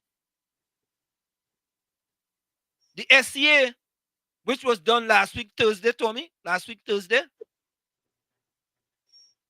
right? We had the most black kids scoring below 50% in the SCA. We gave out 100 CAPE scholarships. Less than 30% of those recipients look like me. And I could go on and on and on. When we look at the black people living below the socio-economic ladder, or we make a comparison, in Trinidad and Tobago, we have the most amount of black people living. If we look at the statistics for the people living below the socio-economic ladder, most of them are black people under a black prime minister. So you know what? It's better you take your chance with someone who have a track record. Yes, there was corruption under the UNC. Yes, certain things were done that should not have been done. But I am being very specific, I am being very specific. And I stand by it with my statistics. But you don't hear, or they don't hear the PNM people, the PNM radio hosts and them talking about how many black people they have living below the poverty line, how many black people they have unemployed, what is the percentage of black people being murdered in Trinidad and Tobago, how many black people scoring below 50% in the SCA, what percentage of us are unemployed in Trinidad and Tobago. You don't hear them talking about that. Them don't want to talk about that. You know what they want to come and talk about? What happened in 2010, 2015. What Kamala do? What Kamala didn't do. Yeah, and listen, I have made, people know, Tommy, I just tell the truth. I have never voted for another party in Trinidad and Tobago other than the PNM. Never voted for another party. But, as a matter of fact, huh? I was thinking about the handling of this SSA debacle. It's just been on my mind a lot. The kids going below 50%? No. I'm saying the SSA debacle is on my mind a lot lately. Oh, okay. That's another one. Debacle. Yeah? So, when you look at it, yeah, and the people saying, oh, he's a UNC, I never voted for the UNC. But if the UNC did good things, I could talk about it just as I could talk about the bad things that they do. Yeah. I know I have a few partners that be telling me, yeah, Wall Street, it's yellow now, but you're going yellow, you're this, that, and the other. Right? Listen, what you all have to understand is that critical thinkers can think for themselves. That's what you're supposed to do. You can't tell me something, and you, for example, Tommy, I could have taken what that guy said there, that 47%, and I could have run with that in the SCA. So I said, let me just check it and see. You have to fact check it. The results even come out yet. The results ain't even out yet. The kids just barely wrote the thing. Barely wrote it, and already you giving out that report about what happened. He's a psychic. But no, you know, Tommy, it doesn't matter what side of the political divide you're on, you know. Anytime you come and you start to peddle misleading information, you see what I'm just peddling on that radio station about there was only 3 days left in the treasury to run the country, right? You had to be a fool to go on a radio station and continue to peddle that lie. You know what? They should continue. You know why? Because they will just expose them. Yeah. And Tommy, I'm gonna take a show and address this. You see that debt ceiling thing, where the government going back to raise it by another $10 billion? We got to talk about that, right? As a matter of fact, I go try to see if I could get Karen to come in to talk about that, because she was the Minister of Finance. Right. Right? So she could tell us about the debt ceiling. And the effects. And the debt, right? Debt to GDP ratio as well. Because I see Stuart Young called out some numbers in Parliament. I'm going to fact check them too. Yeah? Caribbean says Wall Street school feeding was raised from 40K to 75K. Both breakfast and lunches. Rowley cut that down to 30K lunches. There's no more breakfast again. Tommy, like them PNM supporters coming to change the topic. We talking about 2010. Tommy Caribbean still going after you, right? He said, Tommy, like them PNM supporters coming to change the topic. We talking about 2010 to 2015. He come to talk about the SSA. Hey, Caribbean soul, don't be tackling my course, eh? Yeah. No, listen, it's clear as to what happened in 2010 to 2015, but that cannot come back. We have to be moving ahead. It's like looking in the rearview mirror all the time. If you keep looking in the rearview mirror, it'll crash. We have to move ahead. And Tommy, that's what's been happening. I mean, people have spent a whole program, you know, talking about 2010, 2015. Just keep talking about it and keep looking at it. It's like you keep looking back and going forward. If you're looking backwards and going forward, you're not doing nothing. You're just setting yourself up for a crash. Mm-hmm. But in spite of that, Tommy, I agree with Dr. Winford James that Prime Minister Rowley is not calling an early election in 2024. Okay. I agree with them. Do you agree with that? Guess what? I just thought, based on what I'm seeing, based on what the information that's been coming in, that anything could happen. So take a listen to this. Who's calling? There we go. As Trinidad and Tobago approaches its scheduled election year in 2025, speculation abounds regarding the intentions of Prime Minister Dr. Keith. Yeah, Brooklyn. Brooklyn. Yeah, shit. Yeah. Let me just add to what you were saying. Under this PNM government, the jail continued to fill up with people that look like me and you. You understand? You forget the jail. The failing in school is I think it's a setup, because it's failing from the school.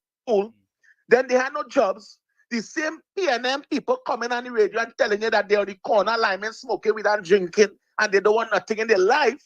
And from the block, they ended up in the prison cell. Some of them never go see their court case coming because everything back up. You understand? Who do have money, can get a lawyer, to hell with them. Them just have to rot in jail. So all of that is under the PNL. Let me tell you something, Wall Street. I vote for UNC from Panday, right? When I realized that I can't be voting PNM and have nothing, can't do nothing, can't get a good job as a young fella. I said, nah, boy, let me change. In Mova, people used to cuss me when they see me with my UNC yellow jersey and I wear it proud. Nobody can do me nothing, And I had the button-ups one too, with the UNC on the arm. I had the big boy ones, right? Yeah. And I used to pay it on and walk proud and go in every meeting. I was the man who in charge of the pan side for when Pandey had the last rally before he win the election in the Queen's Park Savannah Day. Right? Right? I come and I vote again for when Kamala win. Let me tell you what Kamala Prasad says would I have if she was running the country here today. Every child would not just have a device. Every child also would have internet, not in their home, but wherever community they're in, there would have been something on some pole that children, for the education, for the school study, for the homework, every child device would have been able to tap into some type of internet that your parents don't have to pay for. That would have been supplied by Kamala Prasad Bisesa because she cares about the children and the future. And she would have want the children of Trinidad and Tobago to represent as the best children throughout the Caribbean, most educated, have everything in they need to be successful, that they can become something in life. That is what Kamala leadership would have bring. But the people just want to believe propaganda and lie. And the thing is, some of the things that somebody, also the UNC supporters, they say about, because, for instance, real quick, a guy said on the program on Friday with Heavy and them about Kingsley. Nobody in the UNC don't know he. Kamala don't know he. Why you would say that about Kingsley? He's a black man and he support the UNC. We know Kingsley, they'll be all over the place when he talk. But when you say that on radio, I as a black person too, just like the lady who just called and say, no PNM person going and support vote for UNC even if Rowley go there. Them type of statements is so wrong. It's so wrong as a UNC supporter. Because when you say that, you say something you don't know. And when the guy said about Kingsley, it make other people feel okay. So we all know Kingsley used to sit down right next to Kamala Prasad Bisesa. He used to hold she bag. All of the TV6 cussing to defend the UNC. And then you go sit and say nobody in the UNC don't know he. You understand? It's like you're disregarding somebody who come out there to defend the UNC. No matter what Kings. We know Kingsley just cost me. Kingsley just cost me. But again, it's not about Kingsley and the craziness. It's about the support and the respect and the togetherness. When you say certain things, you don't know who's listening. And they go say, well, if only thinking so about black people or African people who support the UNC, best we don't vote for UNC. But I telling you, if Kamala Prasad Bisesa was in power throughout from 2010 to now, you would not be on the radio saying today 50% of African children fail, 50% of Africa. How much African people dead? How much black boys dead like we? How much of them lock up in jail for robbing? Then robbing rich, the robbing poor first they shopping. First, they dunce and stupid, they robbing the old man who are pension because they just don't have no direction Wall Street. And that's what she would have tried to change. And she's not even, you know, understand? As they say, African and Indian, we all are dark color, we all are dark color people because black is not even we color. We have a complexion. But we are one. When you cut the blood, we are one. But the point I'm trying to make is she would have done so much more for us. They built 100 schools. She main intention was to stop the failing of the African child. She was going to do that. And I know that. But I want the UNC supporters to stop saying certain things that we now go be like, why are we going to support you? Because you feel like that's an Indian party. That's not how it is. Let we feel comfortable knowing we're doing the right thing because we don't want the Syrian and them using a black man face like what they're doing now with Rowley to suffer we. We don't want that. And this is the message we have to power the world shit. Yeah, because Maestro sing it. They just put a black face in the advertisement to get the PK dollar. Maestro sing it in 1970 and it's happening today. So we have to educate the youths because we know that's what they're doing. Right. The black face is to just get the black man dollar, property tax, everything tax, take with dollar and go with it. Well, should you have a good day? All right, man. Bless. Dr. Mohammed. Good evening. Good evening. Good evening, Mr. Dr. Mohammed. Well, you could call me Dr. Mohammed. You could call me Mr. Mohammed. I ain't gonna get offended. You know, I'm not one of those. Tommy say, "We go get Shana." That's a good one. I had to call out to Shane because he's trying everybody else, and I know you are the man who is probably most informed based on what our discussions were. So let me ask you first thing first. Do you agree with Mr. Parry or do you disagree with him? In what context? That the UNC needs that election urgently, especially when it comes to leadership. Well, let's understand one very important thing, that Mrs. Prasad Bissasa's leadership doesn't expire until 2023. So unless there's a decision by Mrs. Prasad Bissasa as a political leader and a decision by the National Executive in accordance with the Constitution, which allows them certain privilege and rights, she can. You just said 2023, was that correct? What's that? You said her leadership doesn't expire until 2023. No, her election, her leadership does not expire until 2025. 25, okay. Right? And in that regard, the national executive, the way the UNC's constitution is constructed, the national executive is for a period of 2 years, and the political leader is for a period of 3 years. Where an election is imminent within a very short time frame between the internal election being due and the general election being due, the national executive by resolution can pass that the national executive be allowed to function along with the political leader until the completion of the general election. Now, on the other side of that, an election is due by June of 2024 for the national executive outside of the political leader. That means the 3 deputies, the chairman, and everybody below.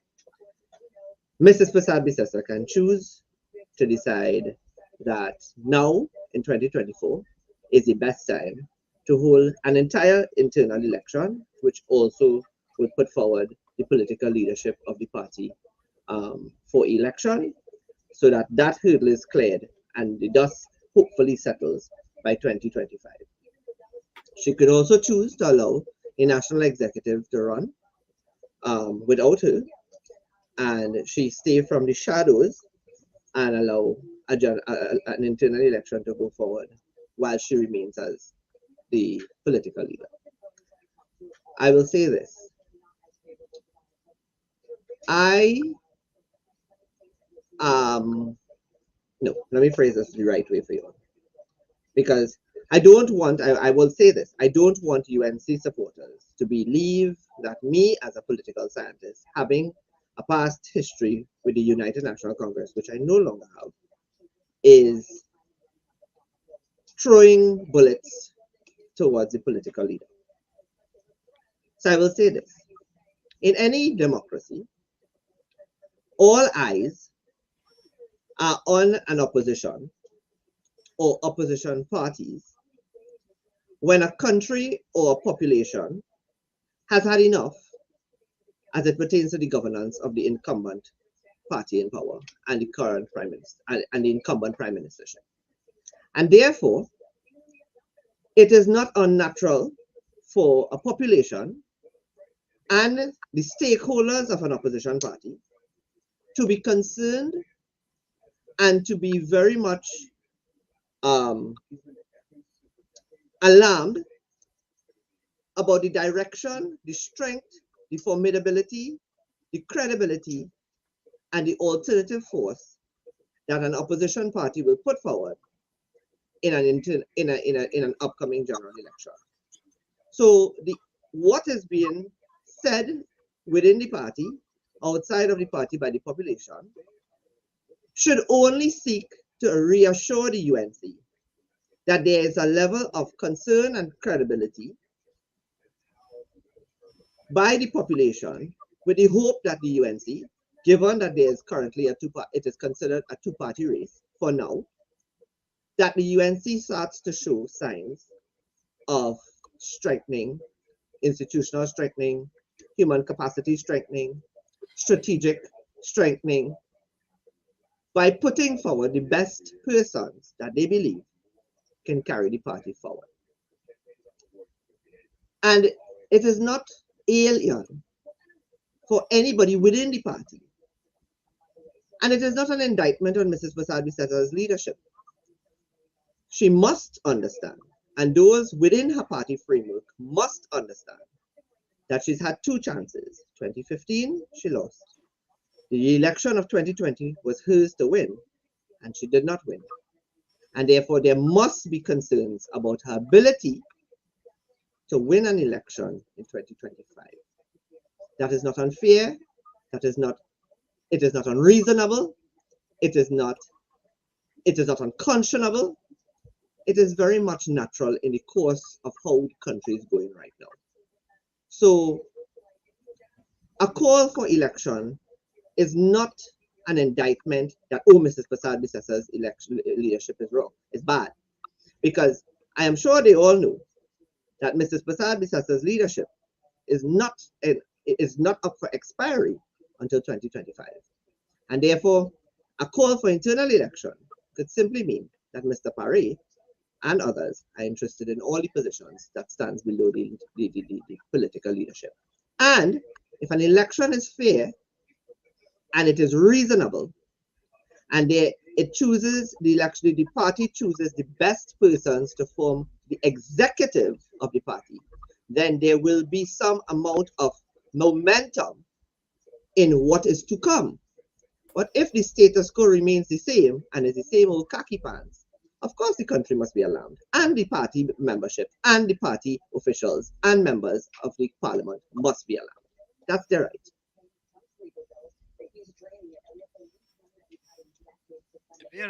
Did that answer you? Well, Tommy, yes.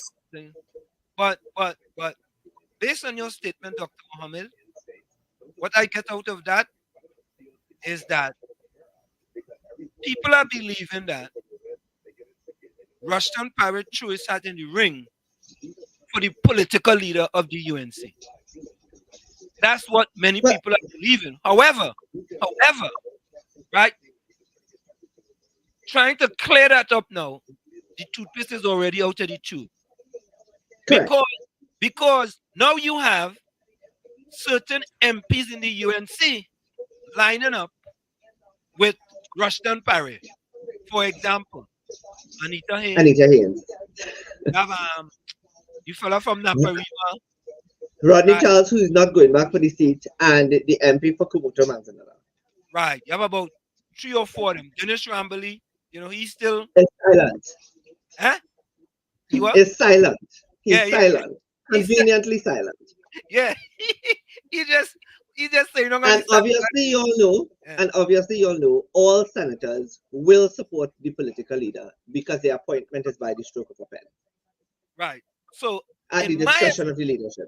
In my estimation on what you said there, I think Mr. Parry showed his hand a little too early. Not only that. Yeah. The political messaging is wrong. By virtue of, and I'll say this, I will say this. We had this conversation already, I'll say it again.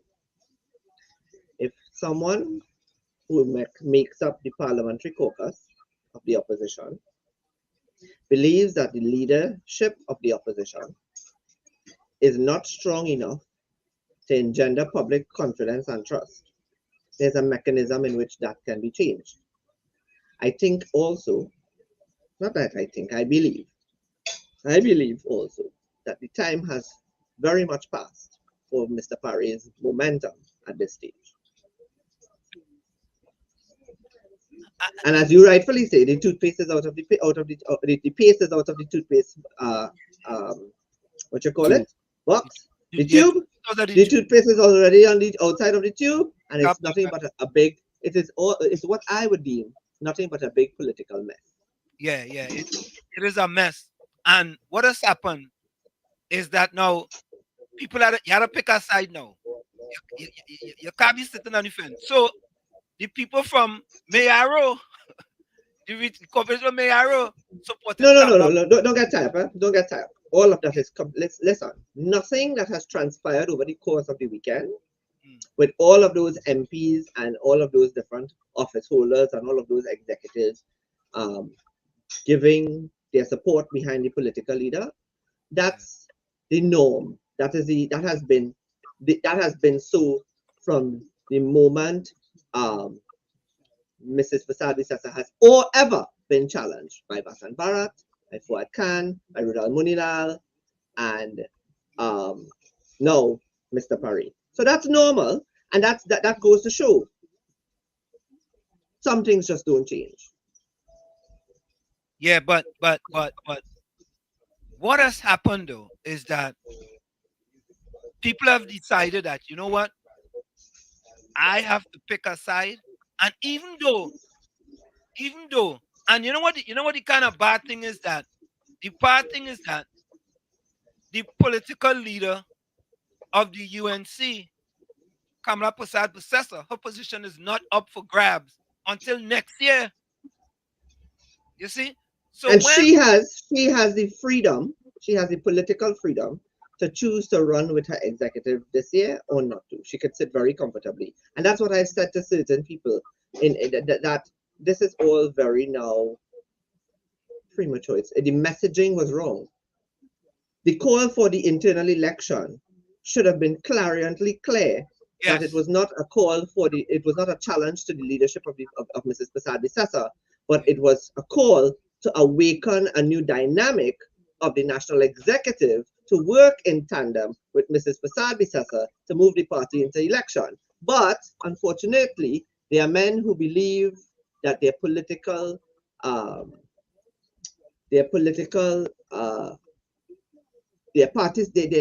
fact that they hold office makes them politically intelligent. And unfortunately, we've seen the result of that. Political messaging is political communication, and political messaging is something that must be very, very well thought out, very strategic, and it must be done in a manner that doesn't create chaos and a mess, and that is what it has done. I mean, if Dr. Rowley were to call an election, dissolve the parliament tomorrow, and call an election in 5 weeks' time, we all know who would win. Yeah. Yep. And what happened is that I heard Anita Haynes today. She made it very clear.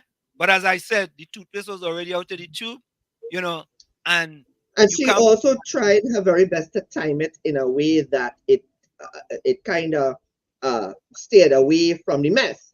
But the minute that you came into the conversation, regardless of what you said, contributed to an already political diarrhea. It's a mess. It's a total mess, right? And I think it was they didn't calculate it correctly. This could have been done a different way. I have always said that this could have been done a different way. And the sun is now setting on the period. I remember a great man said, timing in politics is an important thing.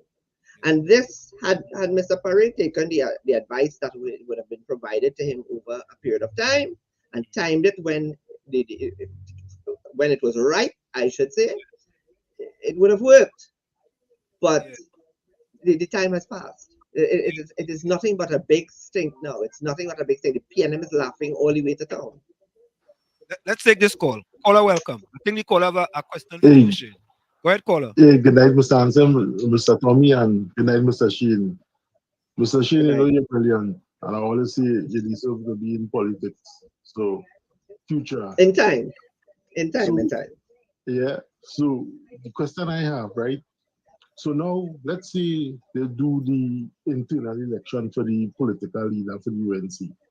And let's say Miss Kamala win again. And let's see who put their hat in the ring to go against Kamala. Because calling for this internal election right now at this point in time where general election is so close and we know that the PNM destroyed the economy and the only alternative we have right now is UNC.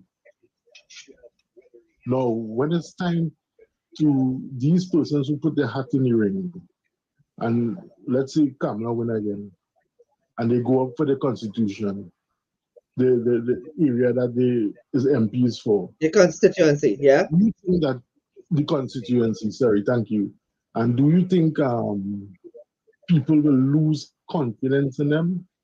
They won't have the same vigor and vitality that they had before, knowing that they were MP and Kamala was a leader, and now that they challenge Kamala, because just like PNM have diehard, UNC have diehard, and there's people who will always be for Kamala, just like back in the day people was with Pandy. So it's a vice versa thing. So probably these MPs who put their hat in the ring and who's challenging and all one who wanted to, do this, would people lose confidence in them when it's time to vote? Because as I say, it's not the UNC voters we want to know, it's undecisive.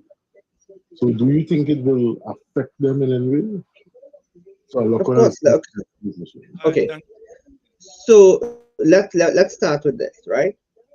Understand that every single person, with the exception of Rodney Charles, who has indicated that he will not be returning into active politics after this term, and he's retiring from it.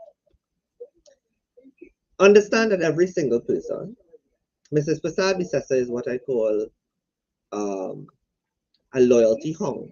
You know how we have money hung? She's a loyalty hung, right? And she's very, very, very hell-bent on loyalty.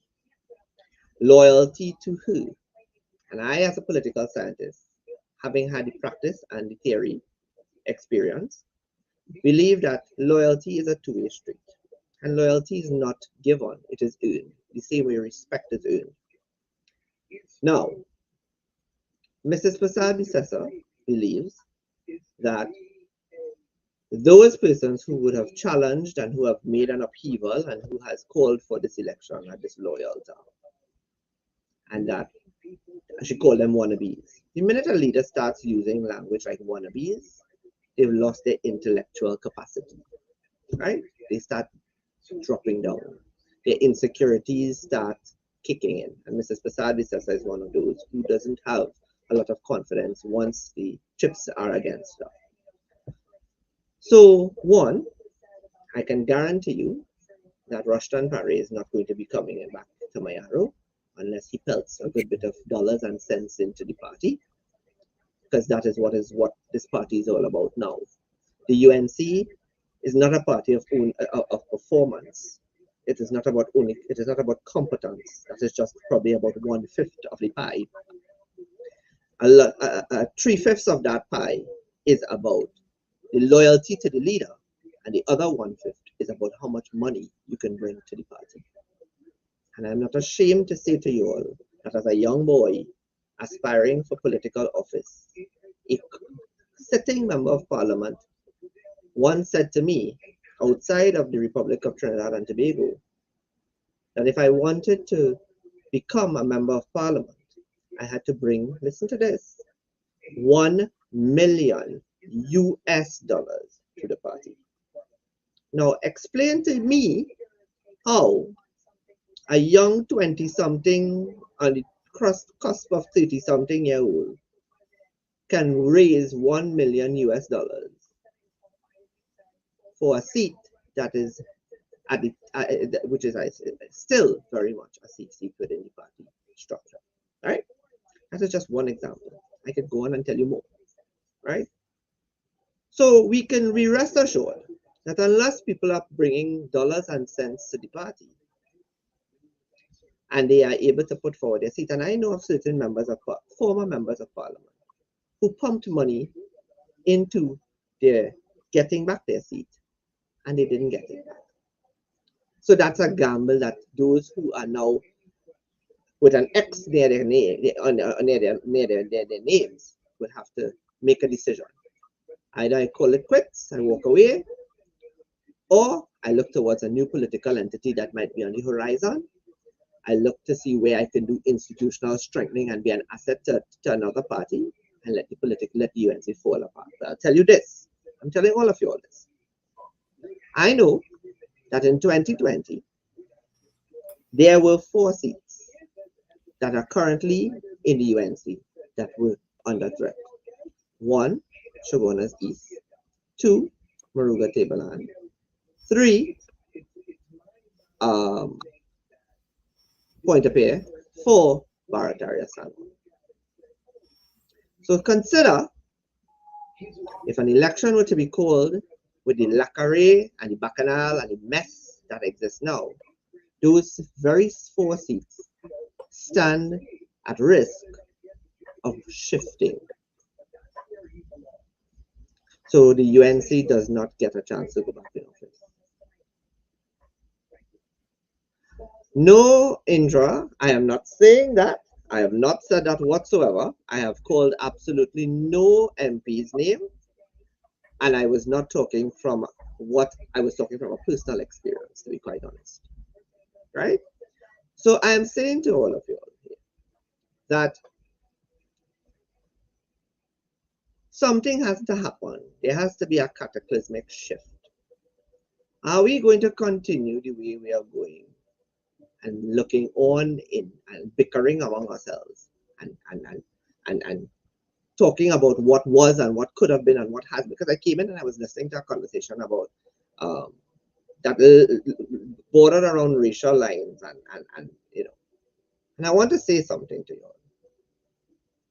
Yes, between 2010 and 2015, Mrs. Prasad Bissessar did a lot of work, and her mantra has always been that education is the gateway out of poverty, and that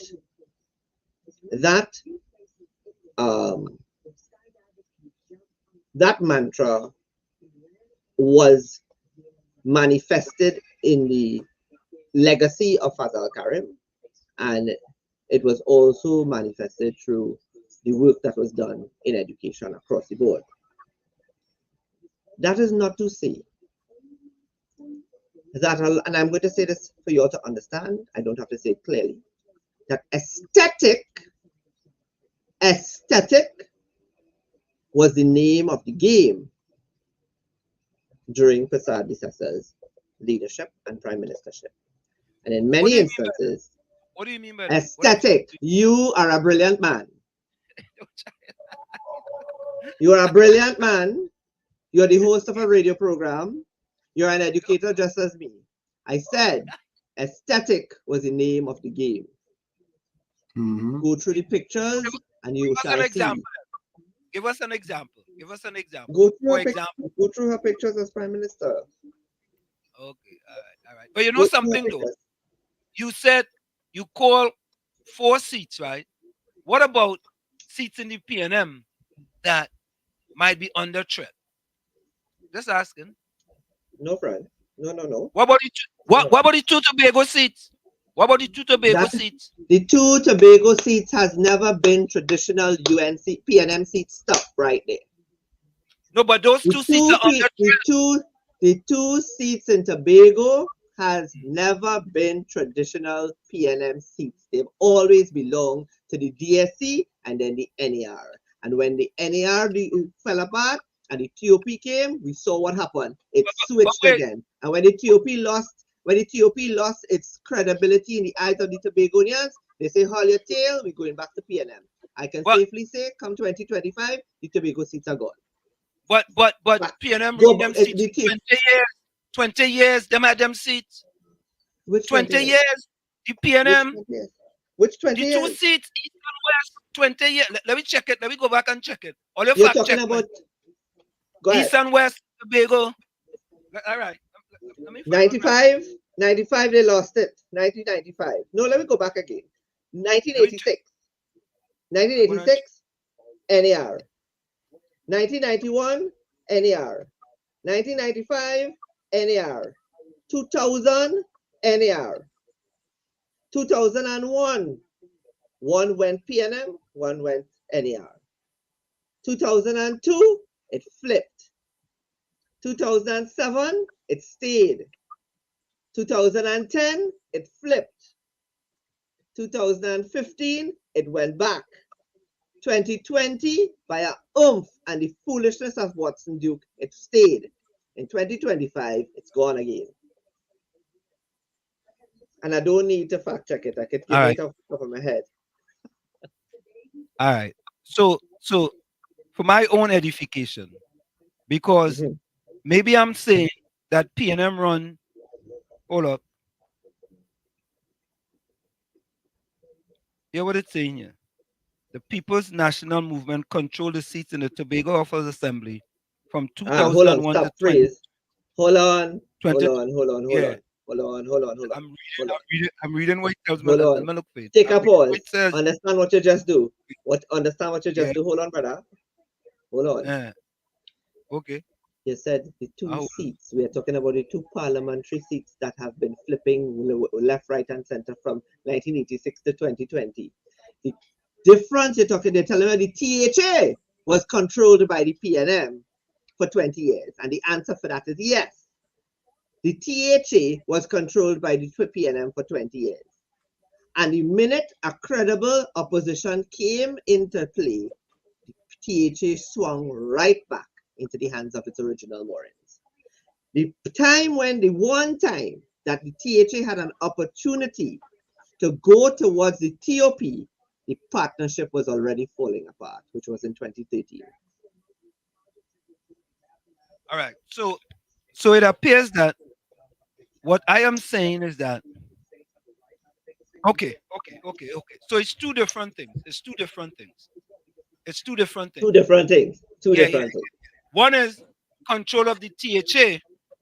And the other is the control of the government. Right. That is the other one is the two seats, East and West, with respect to general election. Okay. Correct. And that is what is into play now. All right. So we fact check it and we know I was right and you were right.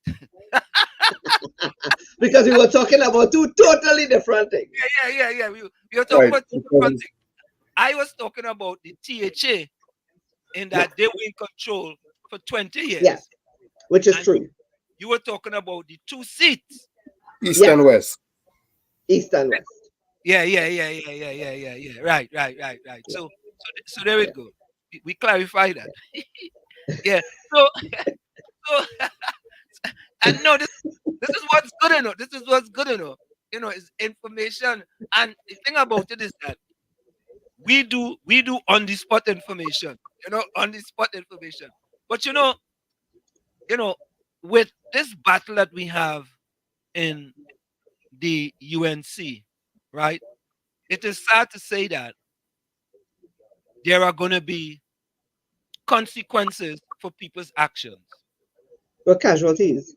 There's going to be political casualties. Well, all right. You put it that way. Casualties. There'll be casualties. And they ain't going to the Port of Spain General Hospital.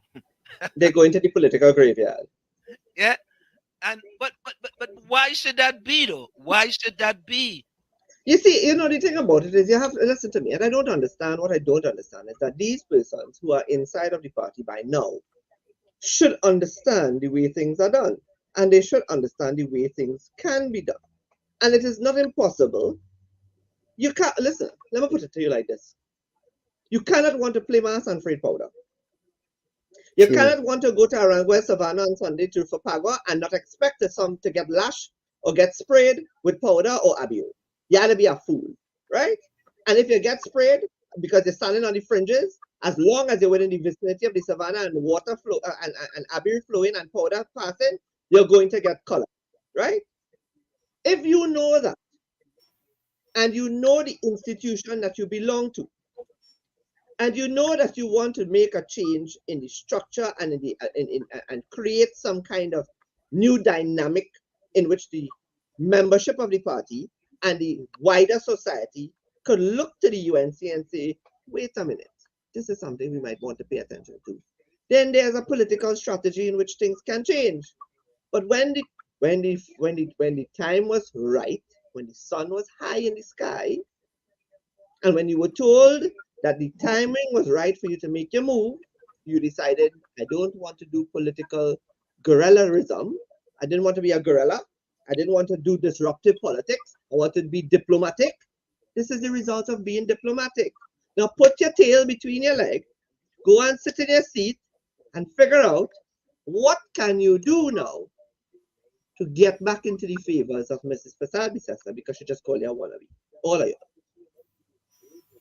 Do you really believe that all the elections in the internal elections are free and fair? Absolutely no. Nope. They are all manipulated. In fact, absolutely. But I see PNM Herbert, the late Herbert Volney. Listen, I don't care about the PNM, because you know what? The PNM don't have the kind of public lacqueray that it have that causes anybody who is a member of the PNM to get alarmed. And you don't see PNM people from Lupino, from let me give my safety.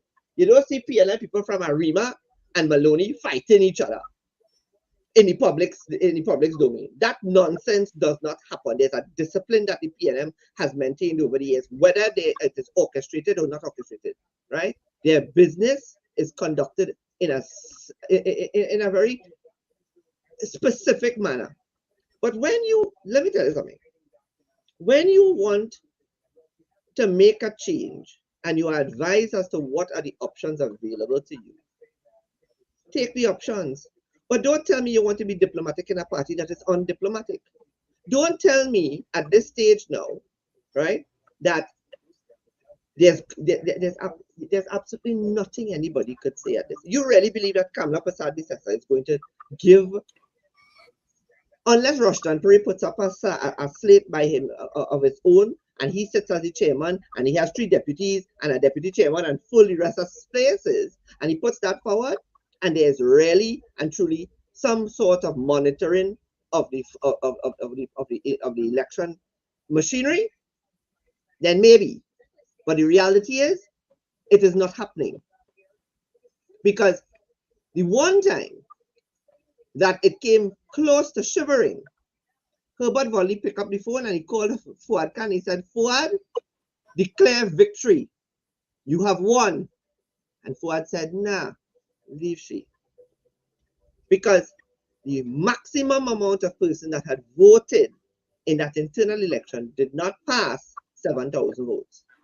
But all of a sudden, when Fuad said nothing, Kamla come out and say, I win by 10,000 plus votes. Madness, absolute madness. And it is the culture of the UNC to manufacture numbers. So them fellas, they could kiss it goodbye, you know. You know, Dr. Mohammed, the UNC people listening go say, Dr. Ahmed have a bone to pick with the UNC. What do you say about it? Listen, I was minding my own business tonight, and I was called to come on a program to give my opinion on what is happening. And tomorrow I will be on WESN, and I will be conversing with them about the same bacchanal. And they call me while I was doing volunteer work outside of political science and academia to ask me to come on their program. Do you want me to lie to the people and say something contrary? Absolutely nothing. Right? So let me tell you something. I was not good when I was in the party. I was not good when I stood up against the party. And now that I have departed from its moorings and I am no longer interested in anything that goes on, but it is part of my job to comment on all of the political happenings of Trinidad and Tobago, right? I shall be called upon. Let me tell you something. Let me tell you this. I am amazed of the dunciness that takes place in the United National Congress. What is that, the dunciness? The dunciness. Okay. You know, I was privy to, I had to be careful what I say. I don't want to sell out the child. But the long and short of it was, someone or some persons within the UNC saw me at my institution's graduation over the course of the week. And my picture would have surfaced with students. And the foolishness of them is though Leshane Taya. If I did not, I am so proud and I am so pleased to know that they understand that what I say to the public and to those I teach has the ability to quote unquote tie them up, much for their edification, their self-growth, self-development. And that is why I will tell them the UNC is not a party to vote for. If this is the kind of dotishness that is going on the cusp of a very critical election. They're not ready for governance. They're not ready for governance. So you don't think the UNC could win next general election with Ms. Kamala Persad-Bissessar as the head of the party? The UNC, Mrs. Persad-Bissessar has to be able to understand that she's going to be struggling unless things get so critically bad and there's nothing else to look to. It is going to be very difficult for her party representatives to put forward an engine room of intellectual minds that will create policies and strategies, again, at the risk of her turning her back and not listening to it and doing her own thing. And that is what was the result of 2020. But here was. It ain't making sense. But listen to this, right? In the last local government election, there was a gain by the UNC in votes, even though the votes was less. There was a gain by the UNC as opposed to the PNM. They had more of a gain in votes. 20,000. Right. There was a 20,000. There was a 20,000 difference between the UNC and the PNM. Right. And there was votes. The votes that came up that happened, and I would not know. Listen to me. Local government elections and general elections is the same way local government elections and THA elections and general elections are separate and apart. But one can give you an idea of what is to expect, right? The proposed possibilities for a UNC candidate in San Fernando West is Jayanti Lakshmidiyal and Macamillan. So Macamillan won a very critical local government seat. He flipped a very critical local government seat in San Fernando City Corporation. Is it then that they are going to take a risk of that going back to the PNM without a guarantee that Macamillan can win San Fernando West? San Fernando West is a very strange dynamic. Whoever is the candidate must be able to resonate with the people of Mbakade, the line in Marabella, the sophisticated people in Bel Air, the people in La Romaine. Yeah, you have to be able to cross the barriers, right? Even at its best, the partnership struggled in 2010, and Jack Warner had to get down into San Fernando West to help to make sure they pull it forward. What is good? You really think that is a smart choice? So you're saying? Let me just take San Fernando West for example. Either of those two picks wouldn't be a smart choice for the UNC? No. Who you think would be the best for them? I'm not giving the UNC no information. You mad or what? No free consultation. I think it should. I think they should put Kirk Mayhew in San Fernando West. Let's see how he does. Kirk Mayhew? They can put Kirk Mayhew in San Fernando West. Let's see how he does. No. They can't put Kirk. No. I could. No, they won't put him. They won't put him. So, They and then Roberts is positioning himself in St. Joseph. Well, hey, I just said that Gary came out and saying he running for St. Joseph, and you already Terrence Yard sing some song. It's some song he was trying to sing, and Gary already make a video talking about. But you see, I don't understand. It's everything we just have to respond to, so. Right? Every car that passes at the back. It's everything you have to respond to, so. Yeah, I tell that's something Gary people have to understand. Yeah, something just had to leave. Something just. I mean, yeah. How? Right? Either two things that happen: Parry be fired, or Parry fired who didn't support him in the leadership. Parry not going to be in a position to fire anybody. That's the reality of it, y'all. That is the reality of it. But Dr. Mohammed, in my estimation, if Gary going up against Terrence Dialsing, that would be a good fight. Dialsing is not returning. Okay. All right. Okay. So because if Dialsing was returning, I think that will be. You see that? Every day is a full moon for Gary. I tell you, I don't understand it. I really don't understand it. That's your partner. That's your partner. I've spoken to him on numerous occasions, and I don't understand. Not every single thing you respond to. Yeah, not everything requires a response. I learned something from Tommy. Tommy says, "Stray dogs don't bark at every car that pass by." The best of tire chasers know when to just sit on the road and watch a car pass and say, "You see me able with you today now." Yeah, leave that one. Let that one go by. Yeah. I mean, come on, man. Come on. Let us talk policy. But let us start talking about policies. But listen to this. How are we enriching the lives of Trinbagonians? But listen to this. I find Gary's song in Prime Ministerial lately. Yeah? He has dialed back somewhat. And I have Don't said. Put me in that position. Don't put me in a position to comment this time of the night. All right. I'm going to put. Let me leave my comment. Let me put my comment. It appears to me that Gary Griffith is singing more prime ministerial these days. Not after the comment where he the comment of commenting on Dialsing singing. Dialsing, listen to me. I'm a political scientist.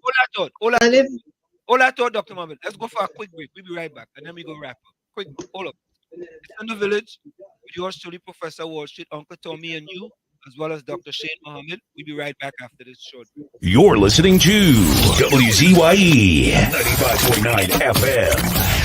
You are listening to WZYE 95.9 FM, the most influential name in Caribbean radio in the tri-state area. Broadcasting from East Orange, New Jersey, the most influential name in Caribbean radio, WZYE 95.9 FM. We are back with you. It's in the village with Uncle Tommy, Professor Wall Street, Dr. Shane Mohammed, and you on WZYE 95.9 FM. We kind of stole a few minutes from Dr. Mohammed. So, Dr. Mohammed, go ahead and what you were going to say, and then we're going to let you go. As a political scientist, there are certain things that we know that we will comment on, and there are things that does not warrant a comment. And therefore, nothing that Terrence Dialsing has said within recent times, save and except for his contradictory speech on non-communicable diseases and no action towards positioning the population towards healthy living. So I've been saying, and for the longest while, that his talk is cheap. You don't want people. You want people to be more to practice healthy living, but yet you are taxing people on food, and you've categorized persons who go towards healthy living as those who are privileged. So his by that alone, it tells me that what comes out of his mouth does not match what is in his brain. So yeah, there's very little credence that you can give to certain ministers. Dale Singh is one of them. So for Gary to come out and be making a whole video, he really had time on his hand, to make a whole video about the thing and he saw. Good grief. And that is what I'm trying. I don't understand. The new quote unquote, the new politicians, the new persons who are aspiring to lead this country have done absolutely nothing different than those that are existing. So then how do you expect to engender any shift? People need to see something different. Not that is our old khaki pants again and somebody else wearing it, man. We could do that switch with Kamala and Rowley. We might as well stick with Rowley or whoever his successor may be. And that is a harsh reality that this country faces. That if nothing matches up, people will just simply say, you know what? Stick with the devil we know. And then what?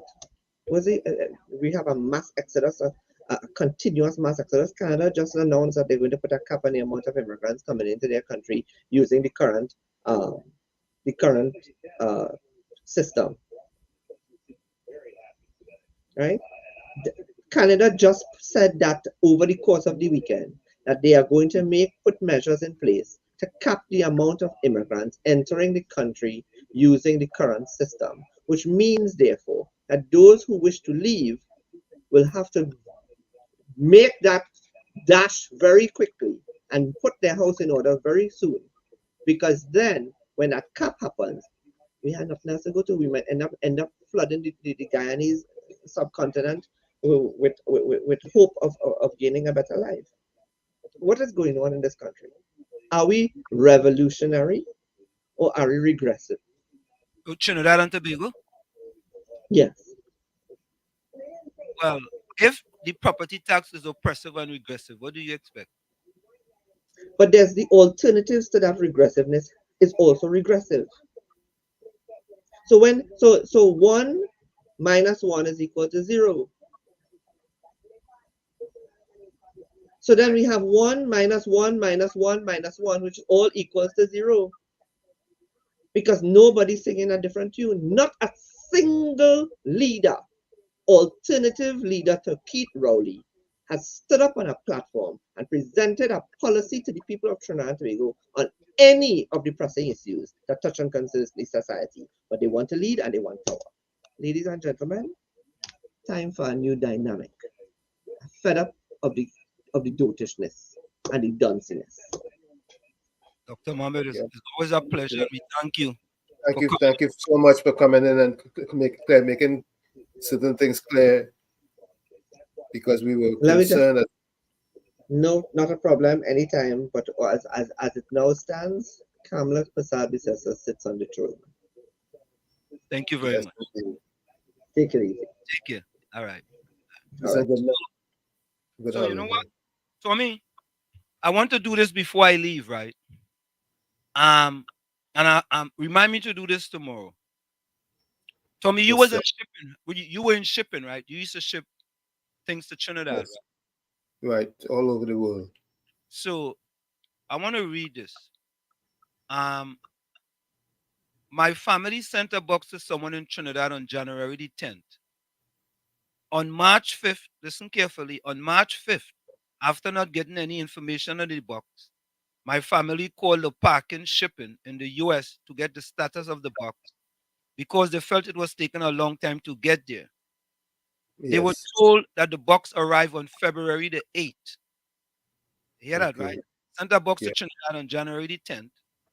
On March 8th, after not getting information on the box, They call it parking here in the United States. They were told that the box arrived on February the 8th and was given a Right. number called the parking in Trinidad. Right. This number was given to the person in Trinidad so they can call to get the status of the box. The person in Trinidad started calling the parking shipping for status of the box on March 5th. After Right. calling and calling, they got through to someone on March the 12th. Right. They were told that they had an appointment on March 21st and they should work with $900 for paperwork and $2,700 to clear the box. You hear that? Okay. $900 for paperwork and $2,700 to clear the box. They were Okay. never called when the box got to Trinidad to inform them that the box has arrived. When they got there for their appointments, the total was $2,700. They met a host of people there complaining and arguing about the same situation, that they were not informed about their box and was being charged this exorbitant amount. And Tommy, I don't know if you know the parking shipping, right? Of course. And I want to say to the parking shipping, and this is something that is there some department in Trinidad, Tommy, that's supposed to be looking after this, that when a box arrives in Trinidad, they're supposed to be informed at least 24 to 48 hours later. And if they are not informed, they shouldn't be charged for storage. These people were charged for storage because somehow the parking is telling them that your box was here in storage and you had to pay for storage. Right. Is that the way it's done? That's wrong. They should have been given delivery of their goods long before storage was due. Correct. So you can't just come and tell me no, I got to pay storage. And I'm gonna do a Facebook post on this, because in my estimation, Tommy, the parking appears to be ripping off people. And some people, just because they want to get the box or the barrel, they just pay for it. Yeah. Yeah? But the storage is not going into the parking coffers. The storage goes into the wharf or the bond, wherever it is. If it's not the wharf, wherever the facility is, the storage goes there to them. But Tommy, if my box come on a certain date and you don't tell me about it, I had to pay for storage. Whose fault is that? That's the parker's fault. It's not the customer's fault. So there you go. Not the consignee's fault. So they should be paying for that. They should be paying for that. Not the person. If I send a box to Trinidad on March 10th. On March 5th, I am still calling to find out where the box is. Yeah, they were supposed to notify them. I'm sure they gave them a number to contact the consignee. No, this is not right. This is not They right. should have called the consignee before the cargo arrive and let them know what the estimated arrival date is. Yeah, but all right. If you tell them the estimated arrival date to me and you calling them and you can't get them for a week, that's a week of storage you have to pay, Yeah, that's terrible. Right? If I have a strategy that I want the box to stay there or the barrel, somebody getting pay. Yep. Somebody getting pay. And this is unfair to people. And I know, again, the people of Trinidad and Tobago, they will say, boy, my box come, let me go and scrape up my 2,700 and I go pay for it, take my box and go my way rejoicing. Yeah? That's unacceptable. But we're gonna hear more of this. This is not the end. All right? I gotta put this out on social media with full of parking on them to answer this. Yeah? And this is something that happens quite often, and many people just don't complain and they just pay whatever the fee is. Right? And Tommy, you've been in the shipping business. I'm sure that's not the way you guys did business. No, my business was strictly above board, very ethical. Yeah, it's them guys and them unethical. You know what I mean? Right? Because Tommy, when the boxer barrel reached there, them could have some deal with the people on the wharf, you know. Right? And they're telling the people, well, don't worry, we're not going to inform them. And when you come, they got to pay so and so. And you know in Trinidad. Yeah, somebody ain't working. Somebody ain't doing what they're supposed to do. Yeah. Anyway, so we'll hear more of this, folks. Let me give you my closing comment. Go ahead.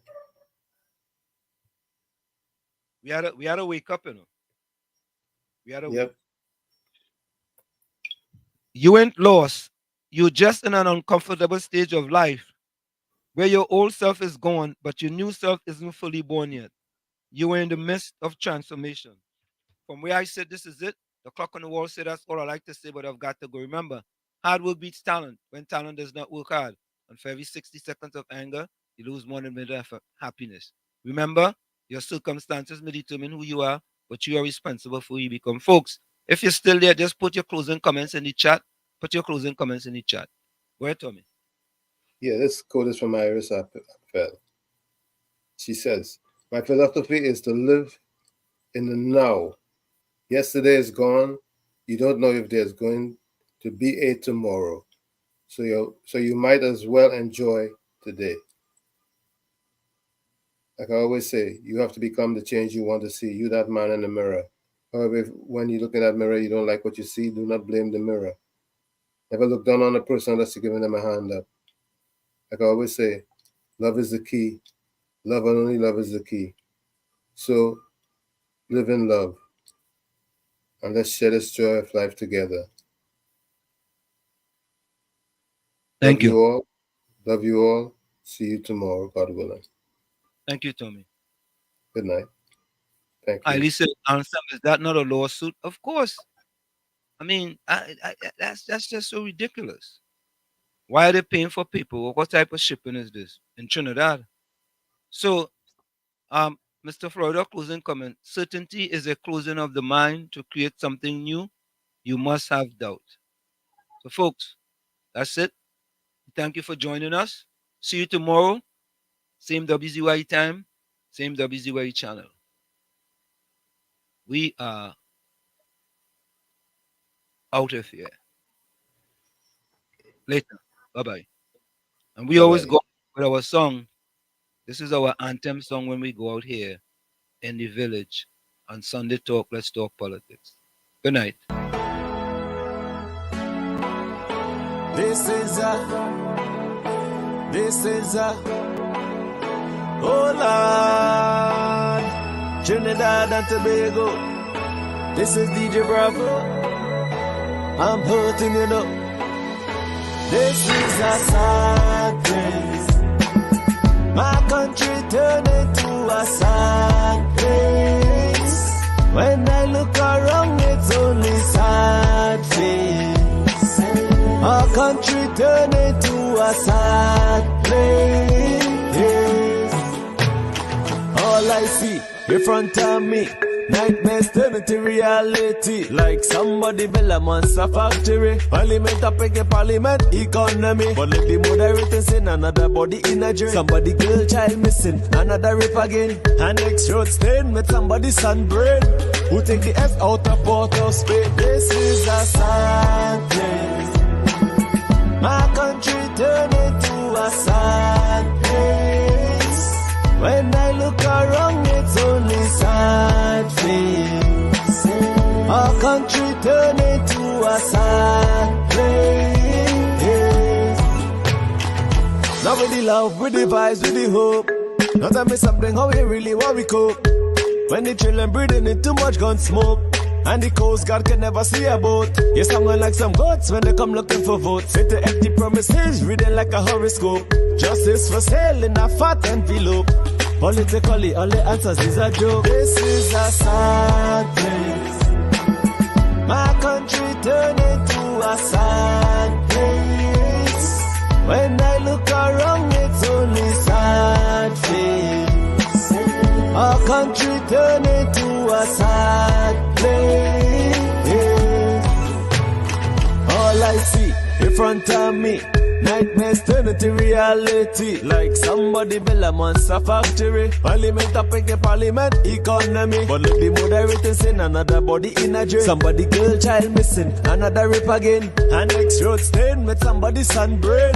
Who take the S out of Port of Spain? This is a sad place. My country turned into a sad place. When I look around, it's only sad face. Our country turned into a sad place. It doesn't matter the religion, the color, the creed, or the race. It's our responsibility to take care of our place. Champion.